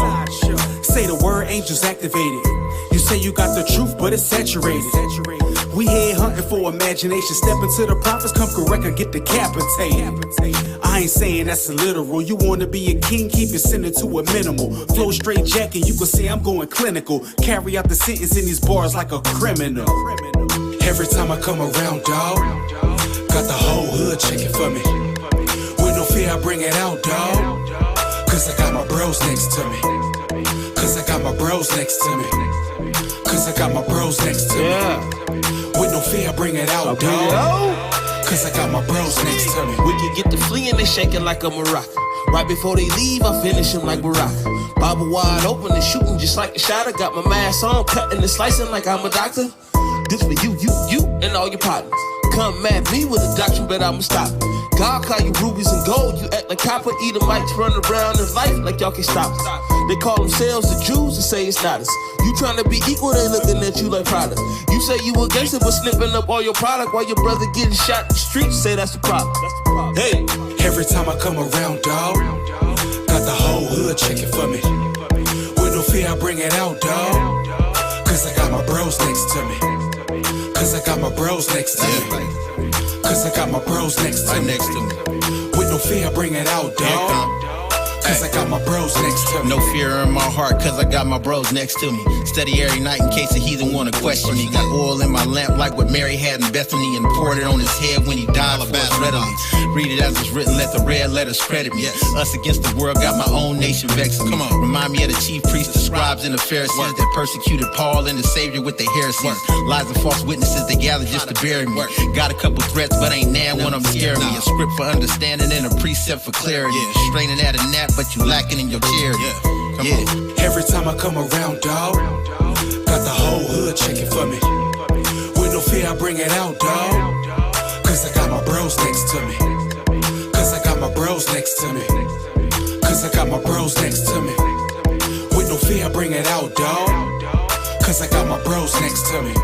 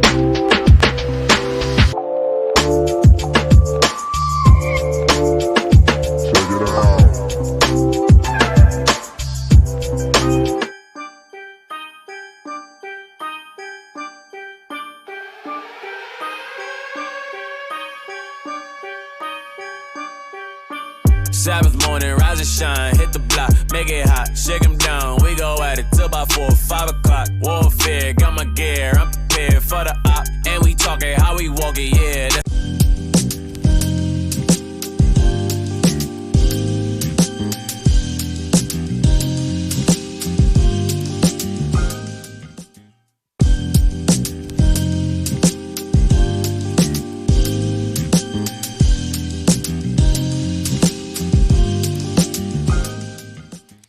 All right, we're back from the break. I was reading y'all comments on the comment board. Some of y'all are offended by Captain Jarrell's remarks regarding Haiti. Oh my God! Cap, well, they put them up to it, Cap. So, Captain Jarrell, you care to respond to these statements about you and your detesting for Haiti, sir? Why didn't you say anything when I spoke about Philly? How dirty Philly was. Yeah. That shows you our brothers and sisters still have an attachment to the land. Right. And anytime, and that's why, you know what? You wonder why I do it? Because I know it offends you. And you guys, brothers and sisters, got to get out of that spirit because your land is not Haiti. Your land is Jerusalem. Right. That's your motherland. Bring That's it out. your homeland. The hell with Haiti. The hell with Haiti. Hey, the Bronx. I'm from the Bronx. That's a shithole. I'll tell you straight and down. They call it the back alley of the Bronx. The back alley of New York. Bronx is very filthy. I don't. People talk about the Bronx. Bronx is the worst. I'm like, it is the worst. So I don't take offense to it. But I know that a lot of our people who are from the islands and so forth. It's a personal joke we have amongst ourselves. Bishop does it all the time. Mm-hmm. It's a personal joke we have amongst ourselves about Levi and so forth, or even about Judah. We don't have no land. Judah ain't got no land at all. All the tribes have somewhere to go. We stuck here. And You know, so that joke is common amongst us. But And didn't you just go on a rant about Judah? How I said they ain't born in vain. They should stay. They should end up in hot sauce. I said all kinds of stuff about Judah. But when it comes to Judah, speaking bad against Judah, nobody has anything to say. Oh, that's acceptable. Because that's how you portray us. That's what you think about us. But when it comes to Haiti, oh, no, that's my land. That's my home country. Don't portray us in a bad light. Listen, Haiti's going to be destroyed. Jamaica's going to be destroyed. That's Jamaica right. is filth. That's America's right. filth. That's right. Jerusalem is going to be the top real estate on this earth. So get over your emotions. Get over your feelings. Hey, Cap, I went to Haiti. When I left Haiti, back then, Haiti used to call the Pearl of the Islands. That's how beautiful it was. It was a destination for vacation. Right, it was. For Jamaica. It still is. When I left, right, I come over here as a young man, I went back, I cried. That's how dirty the place was. Right. It is dirty. It's not a Just joke. like Philly. It's I'm not we did a taking segment on Philly, how Some dirty part Philly is very dirty. But nobody I says, cried, yeah. oh, stop talking about Philly. Get out of your emotions and just stop. Let's listen and be quiet. It's not impersonal. We don't take it. I don't take it And personal. you're not Haitians. You're Levi. Yeah, what are you talking about, man? You're Levi. Or You it know what I might be mean? Haitian. Yeah, blessed is he that are not offended in me. I'm talking about the land. I'm not talking about the people. Right. We love our people. We love Levi. And this is how we joke, man. You guys got to get over it. Right. You couldn't be around me. I'll be honest. Yeah. We're terrible behind the camera. We're terrible behind the camera. Being around Cap, I think if I do an action movie, I'm gonna be Alligator Man. Had to have That's our that skin. thick Yes. alligator skin. You know what I'm saying? Yeah, pretty much. The bear.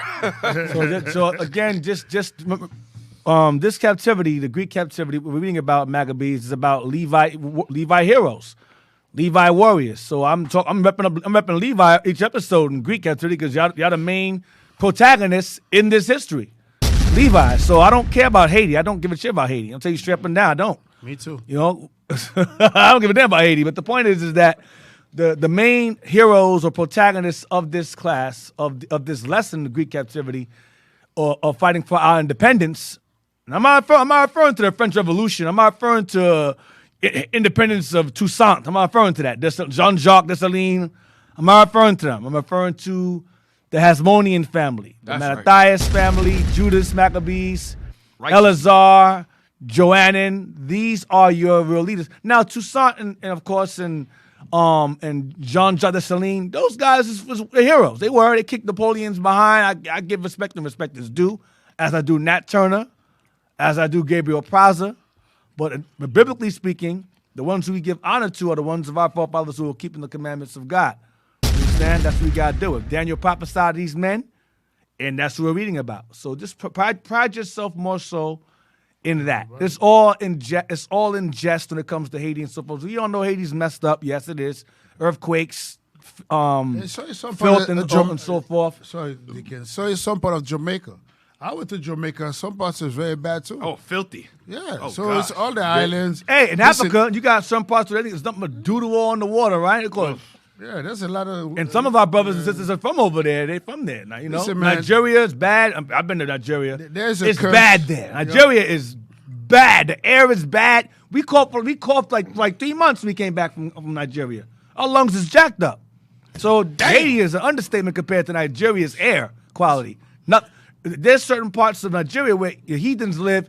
They have air filters. Mm-hmm. So all the messed up air stays away from them. And Nigeria is and the sun is blocked out. The screen, you can see a clear screen of pollution in the sky in Nigeria. It's not a clear blue sky over there when I was there. So don't be offended. I've seen worse, I assure you. All right, so let's just move on. Right. I won't speak about Haiti anymore. Oh man, so we're in 2 Maccabees 7. Okay, we heard that before. Cap. Yeah, Captain Joe's not gonna stop. I'm just gonna tell you straight up and down. Right. But y'all gotta learn to have tough skin. That's nothing. Too? Remember, there's a curse that falls on all the 12 tribes. Yeah. All the 12 tribes live in filth. Right. Okay? All of us live in filth because our mind is filth before we came into the truth. So Nah, I'm from the Bronx. I'm not from Coney. I'm sorry, I'm Officer from Haim. Coney. It's about me. Why are you I'm sorry, apologizing to Officer me? Why are you apologizing I didn't make to me? the I'm from the comment. Bronx. From the boogie down. Boogie down. You need to talk to your audience. All my life. man, not I me. apologize I'm to you good. guys because it's gonna get worse for you guys now. Damn. I'm from the world. From the South. I'm from Coney. No, I'm not from Coney Island. I'm from the Bronx, from Soundview, where Lord Tariq and Peter Guns is from. I'm from there. Hey, you need to go home, listen to that song. Jerusalem is where I'm from. You know that song? You sing it, no. When you sing it, it's like it sounds Adam, like can you garbage sing for in me? my soul. Adam, can you sing it for me? It's like jazz rapping. Oh, damn. Damn, you didn't have to go that far, D. I have to remind you guys it's terrible when you do it. I might Where spit you some at? after the show. Second Maccabees 7. Second Maccabees 7. We're almost done. Let me ask you if you have any questions. Oh, I gotta forget. If you have any questions or questions, you can text us at 267-702-61. What's wrong with Dawad today? What is wrong with this brother today? He's so wow. He had like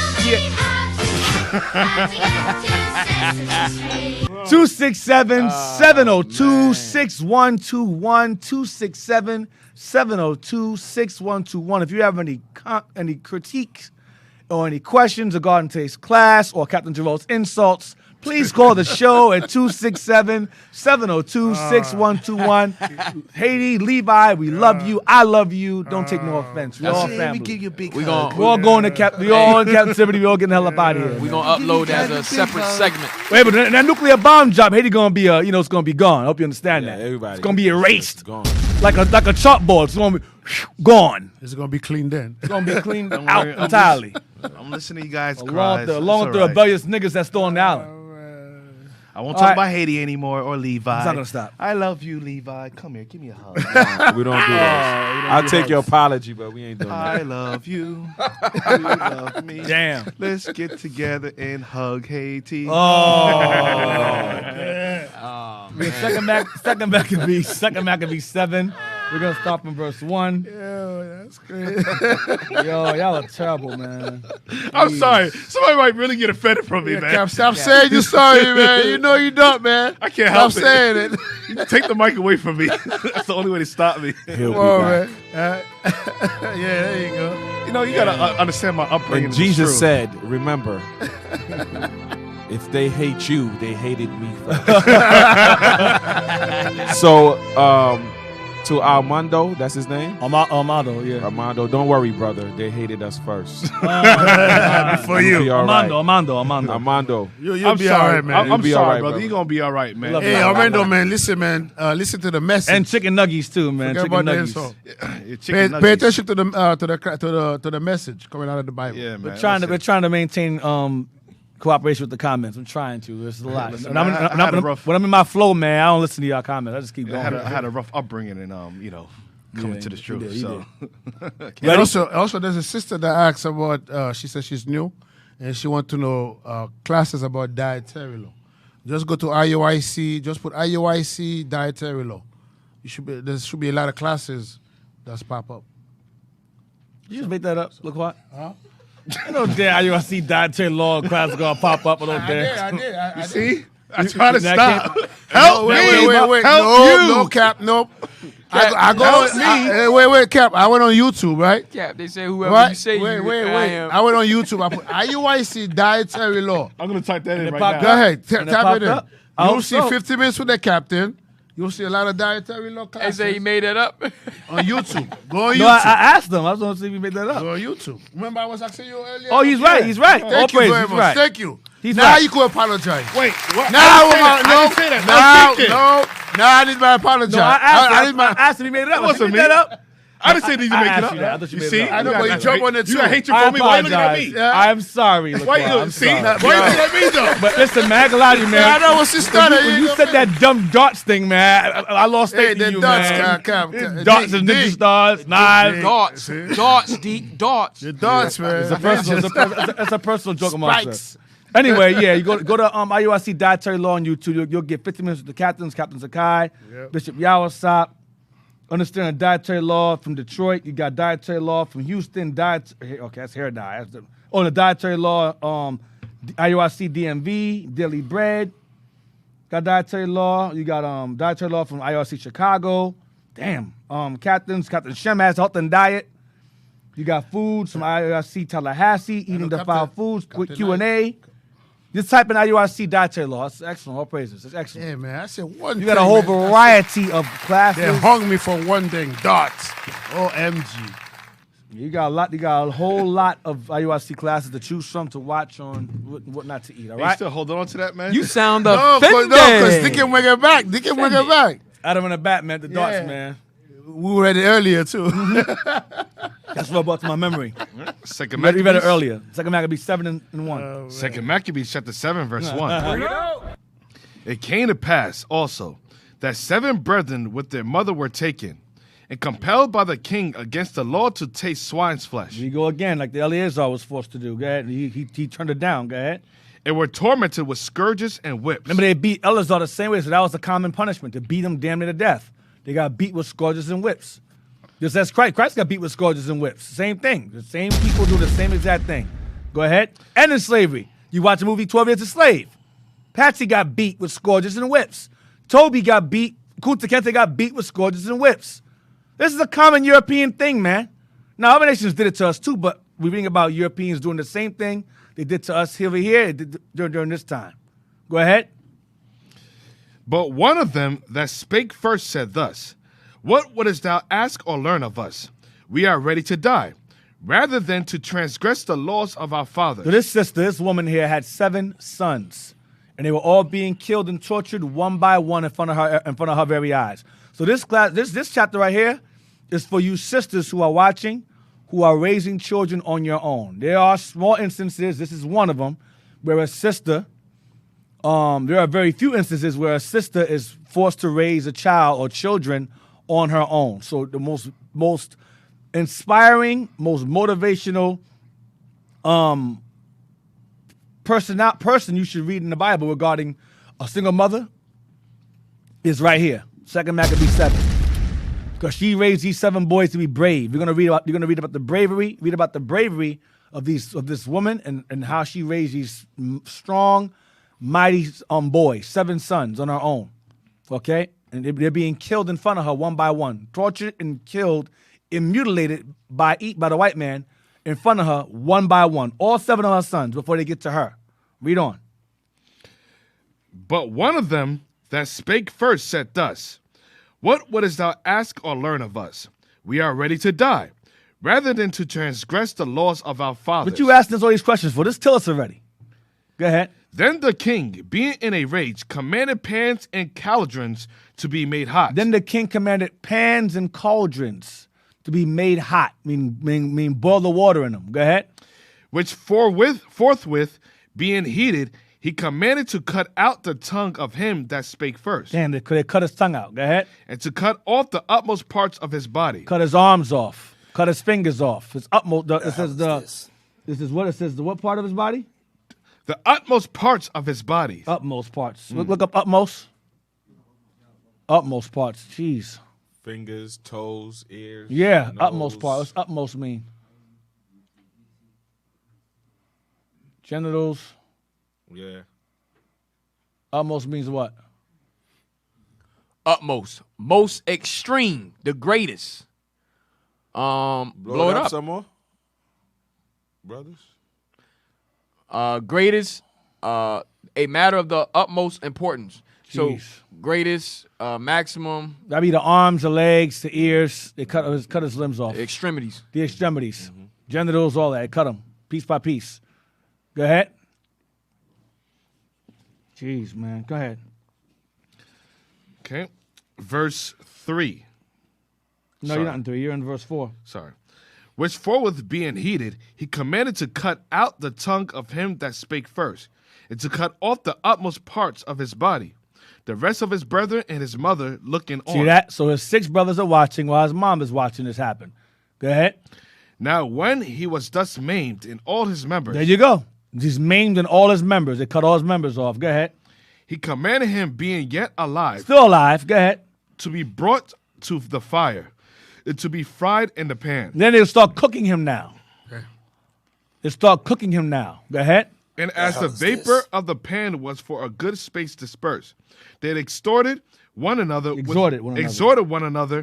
the mother to die manfully, saying thus. So why this dude lost his limbs, his tongue, his legs, all of that, genitals, all that is being cut off, and they're cooking him inside the pot.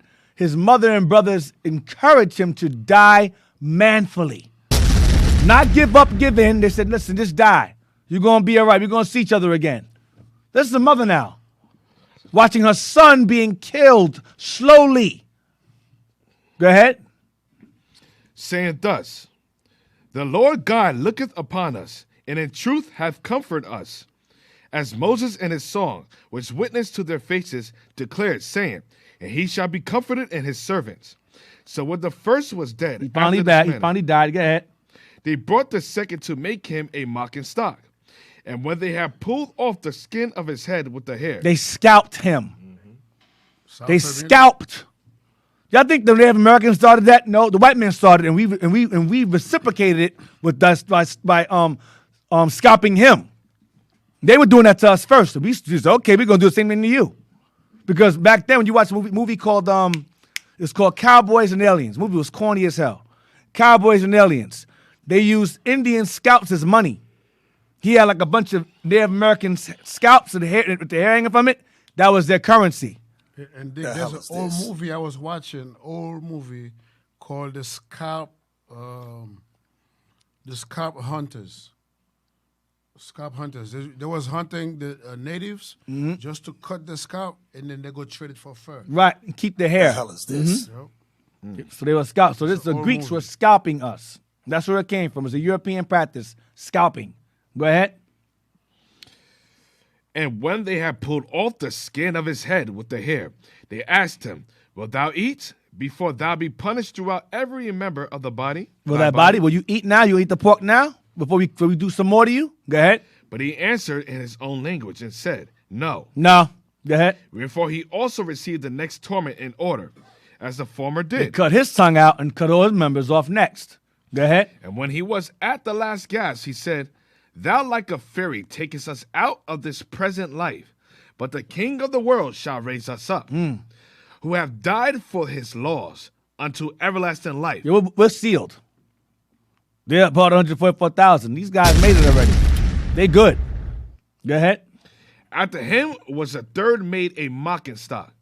And when he was required, he put out his tongue. Damn. So he said, I got it. Go ahead. Hurry up. Cut it out. I know what you guys are going to do. I watched you do it twice already.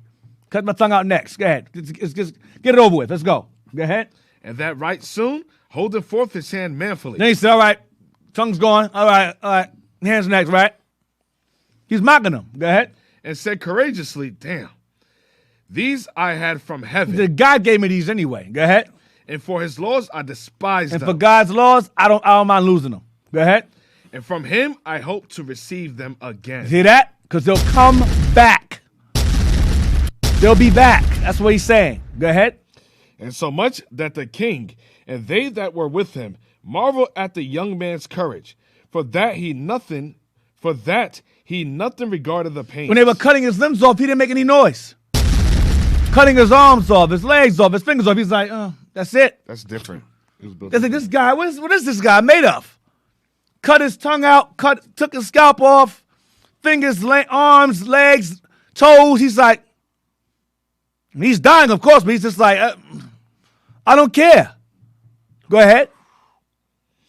Now when this man was dead also, they tormented and mangled the fourth in like manner. So now she's down to 3 sons. The fourth, go ahead. So when he was ready to die, he said thus, it is good, being put to death by men, to look for a hope from God to be raised up again by him. Damn. As for thee, as for you Edomites, go ahead. Thou shalt have no resurrection. You guys are going to die and you're going to stay dead. I'll be back. You're not coming back. You guys ain't Chucky. He ain't coming back. You're going to stay dead and be dead. Ain't no voodoo dolls for you. Verse 15. 15. Afterward, they brought the fifth also and mangled him. Yes, 2. Now she's down to 2. Go ahead. Then looked he unto the king and said, thou hast power over men. Thou art corruptible. Thou dost what thou wilt. Yet think not that our nation is forsaken of God. But abide a while, and behold his great power, how he will torment thee and thy seed. Woo! You know what he said? He said, God's going to torment you and your people. Like you're tormenting us. We're going to do the same thing to y'all. That's what he's saying. Your head. That's why they're trying to leave the earth. They're not going to Mars for no reason. Right. They know what this says. They read this. I showed you that last week, the video. The guy, they went into the vault and pulled these books out. It said, this is going to happen. This is going to happen to us.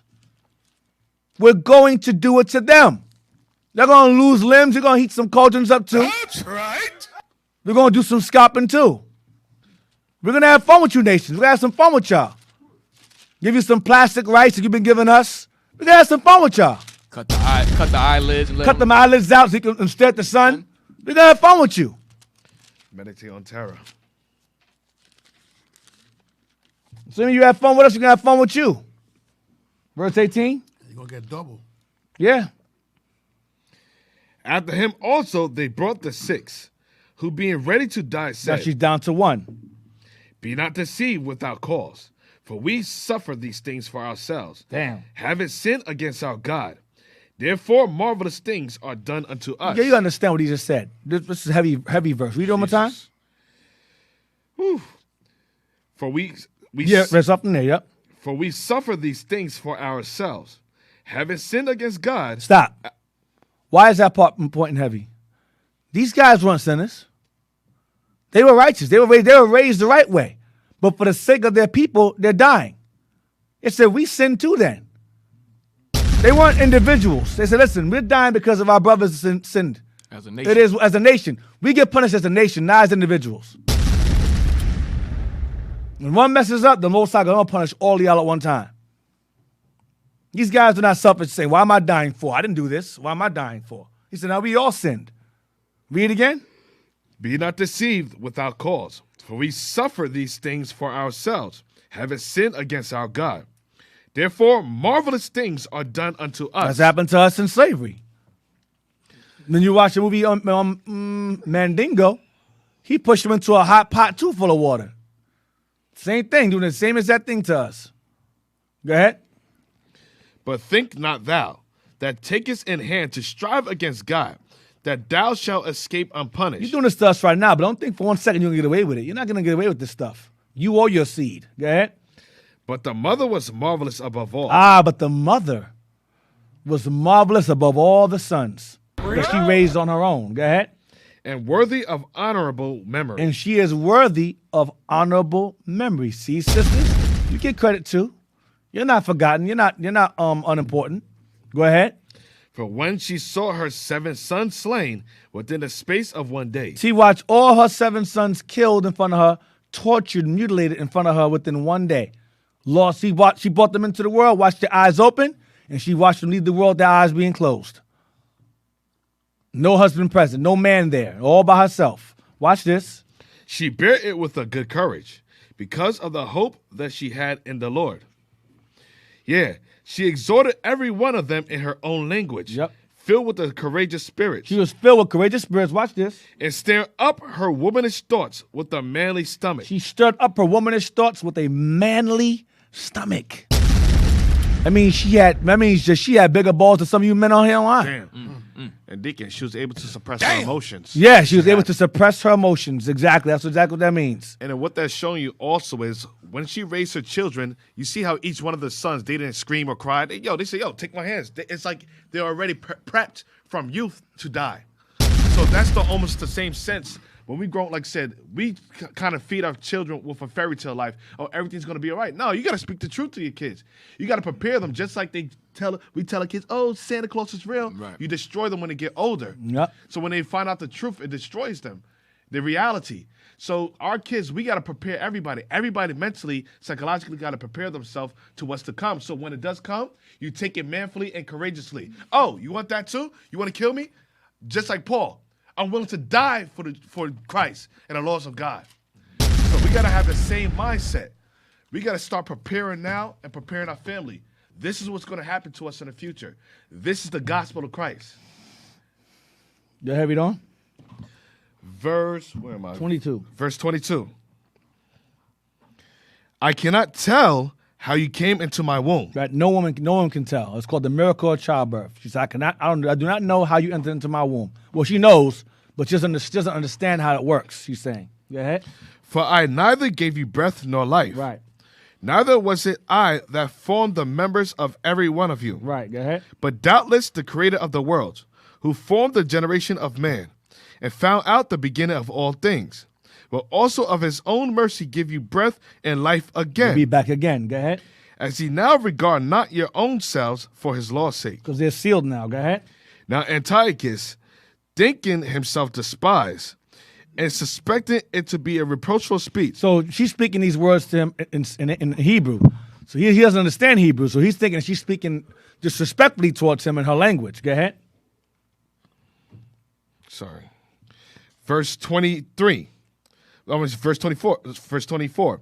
Now Antiochus, thinking himself despised and suspecting it to be a reproachful speech, whilst the youngest was yet alive. The last one. Go ahead. Did not only exhort him by words, but also assured him with oaths that he would make him both a rich and a happy man, if he would turn from the laws of his fathers, and that also he would take him for his friend, and trust him with his affairs. So he tried to give the youngest son her job. Go ahead. Before he went to the torments. Go ahead. But when the young man would in no case hearken unto him, the king called his mother and exhorted her that she would counsel the young man to save his life. So the young man, her last son's left alive, the youngest one. So obviously he killed him in age order. Terrible. He said, "Listen, that's your last son right here alive. Convince your son to go against his laws, and he can live. Y'all can live. Go ahead." And when he had exhorted her with many words, she promised him that she would counsel her son. She said, I'll counsel him. So obviously she could speak to him in his language too. She said, I'll counsel him. I'll talk to him. Go ahead. But she bound herself toward him, laughing a cruel tyrant to scorn, spake in her country language on this manner: O my son, have pity upon me that spared thee 9 months in my womb. That bear thee 9 months in my womb. That bear me 9 months in my womb. Bear thee 9 months in my womb. Sorry. In my womb. O my son, have pity upon me that bare thee 9 months in my womb, and gave thee suck 3 years, right, and nourished thee, and brought thee up unto this age, and endured the troubles of education. She endured the troubles of educating her 7 sons on her own. In the 7 law. sons. In the law. In the laws of God, right. Education, the troubles of education. Go ahead.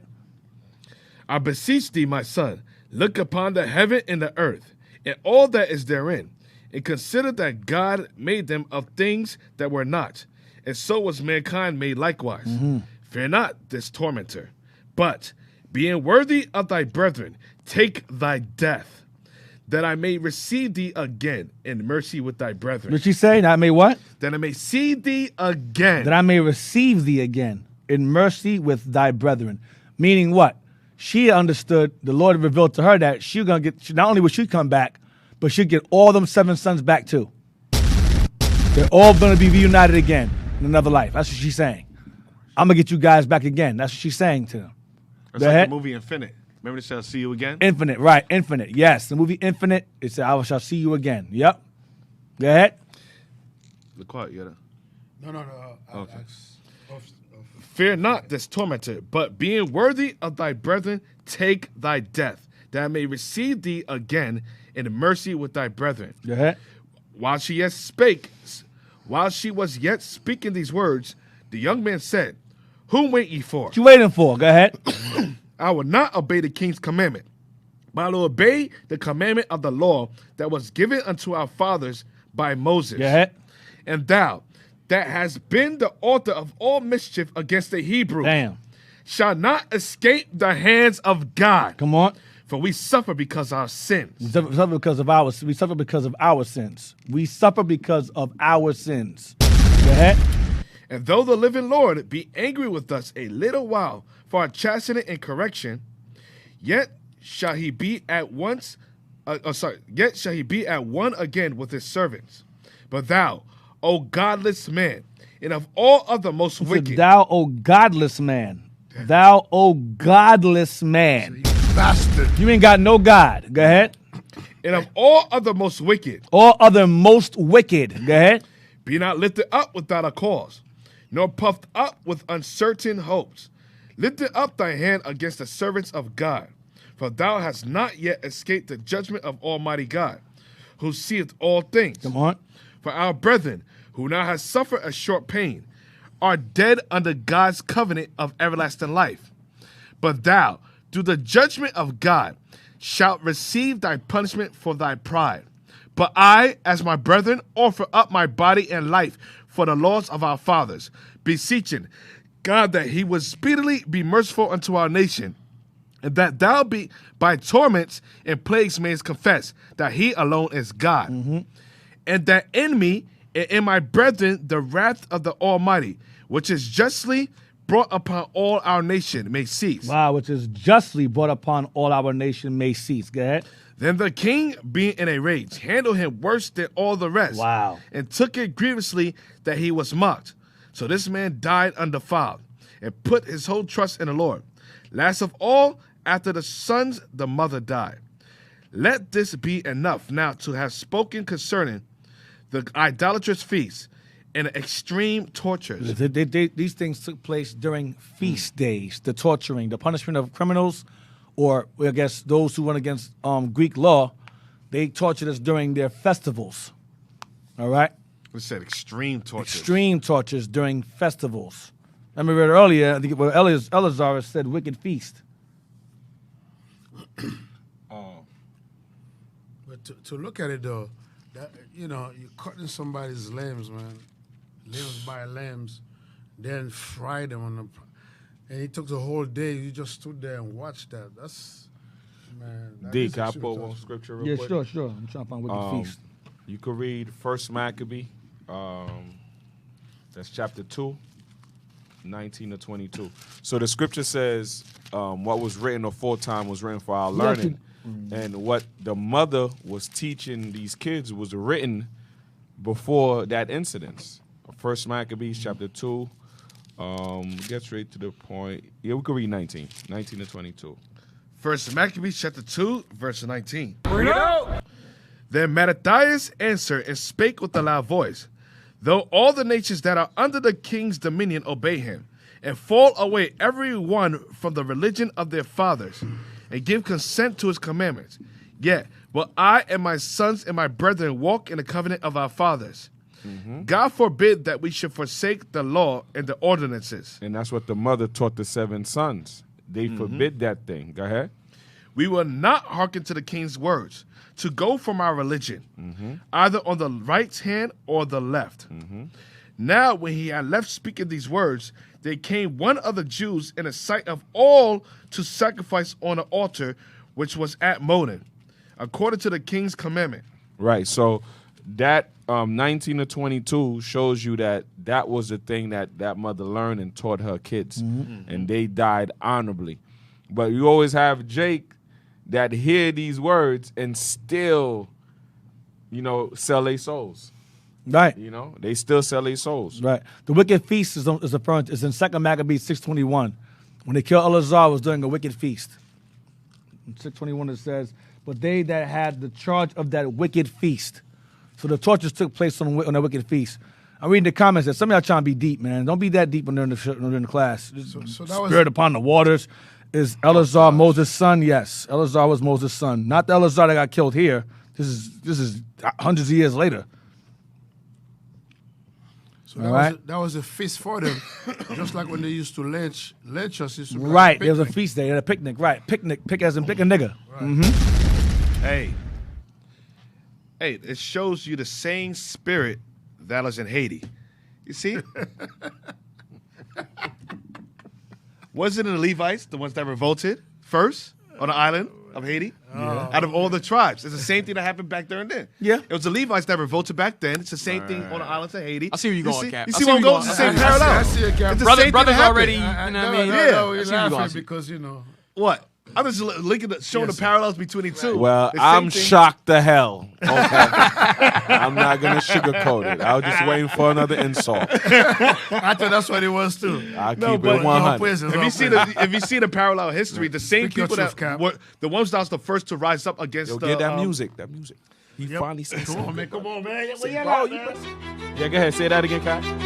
No, that's Deacon. That's Deacon's music. Never Oh, give me okay, Deacon. right. Deacon music's like on another level.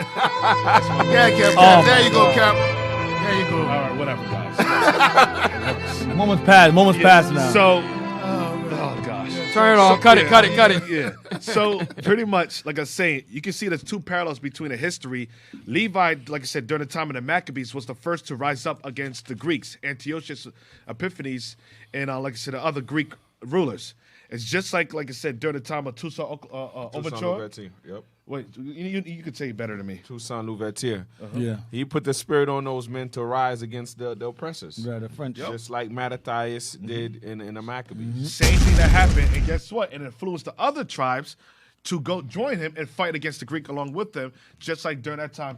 So Levi influenced all the other surrounding islands. You have Jamaica, you have in America. They all heard all of the great exploits that Toussaint was doing in the island Haiti. Right. Now we see why they outlawed the Apocrypha. Get First Maccabees 1. And verse 16. also, what say it real quick, D? Yeah. Yeah, and also what the brother was saying in there is a lot of history that you may not be exposed to when it comes to our people. Yeah, we are suffering for our sin, but you always got to know that we under a curse too.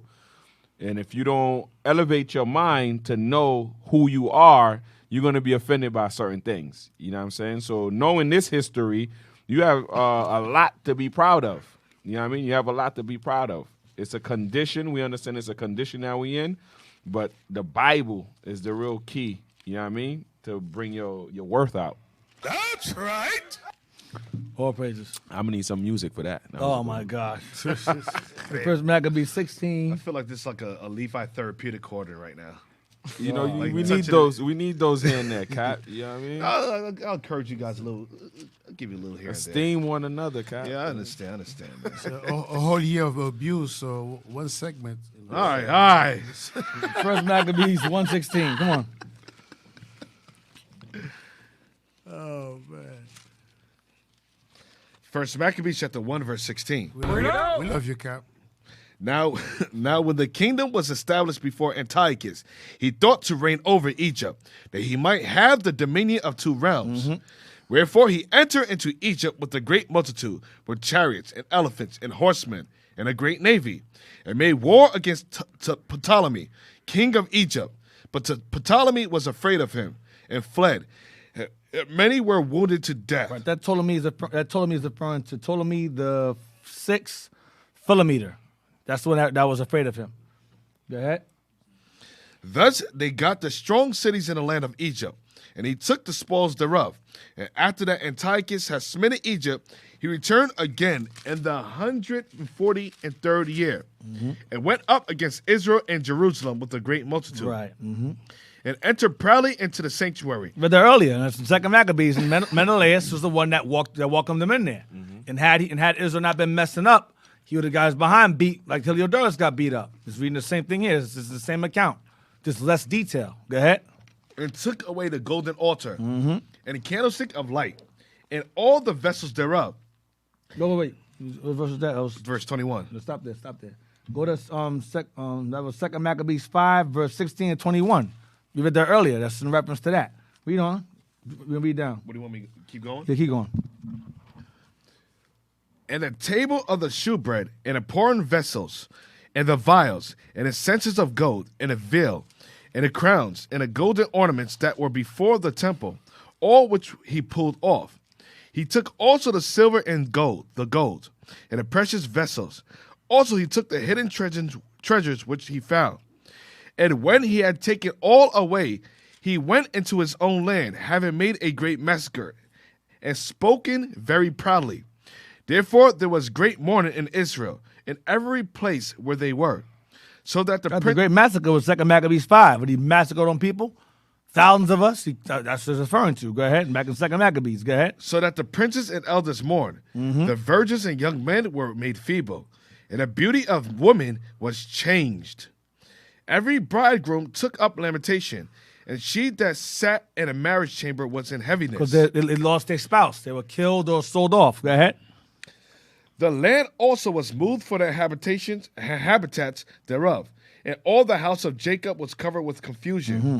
And after 2 years fully expired, the king sent his chief collector a tribute unto the cities of Judah, who came unto Jerusalem with a great multitude, and spake peaceable words unto them. Mm-hmm. But all was deceit, for when they had given him credence, he fell suddenly upon the city, and smote it very sore, Mm-hmm. and destroyed much people of Israel. And that's in 2 Maccabees also 5. Go ahead, read it earlier. And when he had That was Menelaus. Go ahead. And when he had taken the spoils of the city, he set it on fire and pulled down the houses and walls thereof on every side. But the women and children took they captive and possessed the cattle. Mm-hmm. Then builded they the city of David with a great and strong wall and with mighty towers, and made it a stronghold for them. And they put therein a sinful nation, wicked men, and fortified themselves therein. Damn, go ahead. They stored it also with armor and victuals. And when they had gathered together the spoils of Jerusalem, they laid them up there, and so they became a sore snare. For it was a place to lie and wait against the sanctuary, and an evil adversary to Israel. Thus they shed innocent blood on every side of the sanctuary and defiled it. They were killing us. Go ahead. Insomuch that the inhabitants of Jerusalem fled because of them. Whereupon the city was made an habitation of strangers, Heathens. and became strange to those that were born in her. To us. And her own children left her. Her sanctuary was laid waste like a wilderness. Her feasts were turned into mourning, her Sabbaths into reproach, her honor into contempt. As had been her glory, so was her dishonor increased, and her excellency was turned into mourning. Moreover, King Antiochus wrote to his whole kingdom that all should be one people. All should be one people. That's Hellenizing. That's assimilation. Integration. Same thing, that all should be one people. Go ahead. And everyone should leave his laws. So all the heathen agreed according to the commandment of the king. Yea, many also of the Israelites consented to his religion. To his what? To his religion. To his religion. Consented to his religion. Go ahead. And sacrificed unto idols, and profaned the Sabbath. For the king has sent letters by messengers unto Jerusalem and the cities of Judah, that they should follow the strange laws of the land. This goes back to 2 Maccabees chapter 6 and 6 and 1. Go ahead. And forbid burnt offerings and sacrifice and drink offerings in the temple, and that they should profane the Sabbaths and festival days, and pollute the sanctuary and holy people. Set up altars and groves and chapels of idols, and sacrifice swine's flesh and unclean beasts, that they should also leave their children uncircumcised, and make their souls abominable with all manner of uncleanness and profanation. See their children uncircumcised. That's the uncircumcision in the New Testament. Go ahead. To the end they might forget the law and change all the ordinances. Come on. And whosoever would not do according to the commandment of the king, he said he should die. Real quick, and that's why they threw that mother off the wall, because she didn't circumcise her kids. Because she did circumcise the kids. Both of them did. Circumcise Two of them the did. kids, right? Both of them got thrown off the wall. The hell is this? And in selfsame manner wrote he to his whole kingdom, and appointed overseers over all the people, commanded the cities of Judah to sacrifice. Right, the overseers would be Philip, Andronicus, Apollonius, Menelaus, Philip. We said that already. But those guys. Go ahead. City by city. Then many of the people were gathered unto them, to wit, everyone that forsook the law. And so they committed evils in the land, and drove the Israelites into secret places, even wheresoever they could flee for succor. For comfort. Go ahead. Now the 15th day of the month was Caslow, in 145th year. They set up the abomination of desolation upon the altar. The idols. Go ahead. And builded idol altars throughout the cities of Judah on every side. Damn, go ahead. And burnt incense at the doors of their houses and in the streets. And when they had rent in pieces the books of the law, They ripped the Bibles apart. Go ahead. which they found, they burnt them with fire. Ripped them up and burned them. Go ahead. And wheresoever was found with any the book of the testament, or if any consented to the law, the king's commandment was that they should be put to death. Damn, go ahead. Thus did they by their authority unto the Israelites every month, to as many as were found in the cities. Now the 5th and 20th day of the month they did sacrifice upon the idol altar, which was upon the altar of God. Damn, yeah. At which time, according to the commandment, they put to death certain women that had caused their children to be circumcised. That's them 2 sisters we read earlier. Them 2 women that got killed. Go ahead. Right. And they hanged the infants about their necks and rifled their houses. Rifled their homes. And slew them that had circumcised them. Go ahead. Howbeit, many in Israel were fully resolved and confirmed in themselves not to eat any unclean thing. Wherefore, they chose rather to die, that they might not be defiled with meat, and that they might not profane the holy covenant. So then they died, and there was very great wrath upon Israel. Right, very great wrath upon Israel until a family rises up. So I'm going to end it on that. If there's any comments regarding the class, now's the time. Is that comment right there? Yes, is Eleazar Moses' son? Eleazar as Moses' son, the answer to that question is yes. The Eleazar Maccabees is not Moses' son, no. But Eleazar was one of Moses' sons. No, Eleazar was, isn't it Aaron's son? Eleazar was Aaron's son. Eleazar was Aaron's son, yes, not Moses' son. Eleazar was Aaron's son. But the Eleazar and Maccabees is years later, like centuries later. All right? So, hope y'all enjoyed the class. On that, we're going to start again with chapter 2, leading into the family of the Maccabees. All right? Yeah, hope you guys enjoyed it. The lesson. Shout outs to the IT team. Shout outs to the breakfast team. Breakfast is excellent this morning. Excellent this morning. The tea is on point this morning as well. That ginger's crazy. So IT team, shout outs to IT team. And shout outs to Abaddon's okay, all right. Shout outs to Abaddon. Abaddon's back. His spirit rested on Captain Jerome's reading today. Captain Jerome was stumbling and fumbling all over the place today, but that's all right, man. I'm a patient man. It's all right. Damn. Had to flow through it. Yeah, rusty, Captain. Yeah, rusty, man. You've been in a while, you man. You gotta come here more often, Captain. Yeah, and insult less. Yep. Damn. God, jeez. Yeah, so any announcements y'all have? Hey, Israel, let's give Deacon a hand for that class. Another great class. All praise to the Most High Israel. As we always say, you can always stop being deep in the comment board, man. I ain't go over this stuff, the spirit upon the waters. What y'all talking about? I ain't go over that.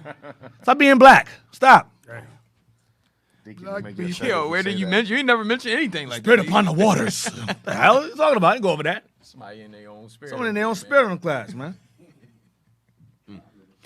Hey, Israel. If you missed the notes, you missed everything, you can always go back on Our Hidden History Radio. We got everything that Deacon has went over for the past year. Book of Enoch is not biblical. There's no Book of Enoch. Bruh. Stop posting bullshit on the comment board. It's not in the Bible. There's no Book of Enoch whatsoever. It's not in the Bible. There's every single scripture that says Enoch wrote a book. It says he said something. It's not a book. Saying something and writing a book are two different things. Stop putting nonsense in the comment board. Stop. Book of Enoch is madness. It's fairy tales.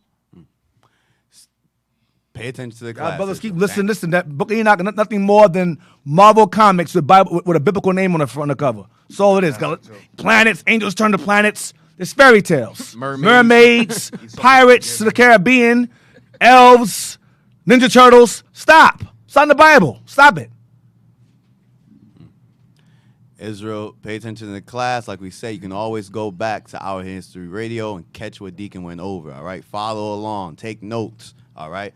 Also, don't forget the IUIC Philadelphia page as well as the In the Classroom page, where we have more camp videos from the Deacon to the Captain and all the officers of IUIC Philadelphia, all right? You can donate to IUIC Philadelphia for Deacon's show on PayPal to iuic.philadelphia@israelunite.org. Once again, iuic.philadelphia@israelunite.org. In the comments section, you can put OHH, all right? Also, don't forget the Booster Club. You can donate to iuic.fundraising@israelunite.org. Once again, iuic.fundraising@israelunite.org. And don't forget to subscribe to IUIC TV for exclusive content, all right? That's it, Deacon. All praises, all praises. Stop being deep, man. Just focus on the class. When you do that, my thought is you're not paying attention to the class. What you guys in the focus is a class about the captivities of our nation and the heroes that rose up in the midst of them. So just focus on that. Stay on task. But that Enoch stuff annoys me. Stop. That stuff is that book. I've read across it. That book is used to bedazzle people. Ooh, I'm deep. Angels, fallen angels. Ooh, stop. Stop being deep. That book is madness. I've read it. It's madness. It's mad discrepancies in that thing. It makes no damn sense. There's no book of Enoch in the Bible. It doesn't mention Enoch writing a book at any point in time. There's spookism in these brothers sometimes. Stop. All right. So with that, Lords, we'll see y'all next week. Another episode about Hidden History Radio. And I hope you guys are taking notes, paying attention.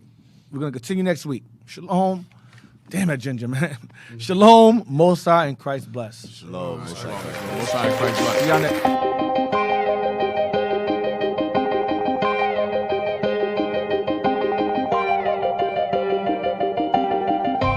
Searching for the road to the way back. We don't know our father's going way back. Do you know it? Do you know it? Oh yeah. Oh yeah, yeah, yeah, yeah. We the chosen people, you say no way. Your enemies are teaching you the wrong way. Do you know it? Do you know it? Oh yeah. Oh yeah, yeah, yeah, yeah. History, history. Yeah. Do you know it? Do you know it? Oh yeah. Oh yeah, yeah, yeah, yeah. History, history. Yeah. Do you know it? Do you know it? Oh yeah. Oh yeah, yeah, yeah, yeah. Do you know it? Tell me, do you know it? Do you know it? Tell me, do you know it? Do you know it? Tell me, do you know it? Do you know it? Tell me, do you know it? Do you know it? Tell me, do you know it? Do you know it? Tell me, do you know it? Do you know it? Tell me, do you know it? Do you know it? Tell me, do you know it? History, history. Now we going back, Peter on my back for sure. When I let the truth go, we gon' let them know. My people on my back for sure. I hold them down for the road. The Lord Almighty made me. Laws I got, they changed me. We can see the truth now. Got them looking crazy. Man, I'm always searching. Yeah, you hear I'm searching. You hear me, boy, I'm searching. You hear me, boy, I'm searching. You hear me, boy, I'm searching. Yeah. Searching for the road to the way.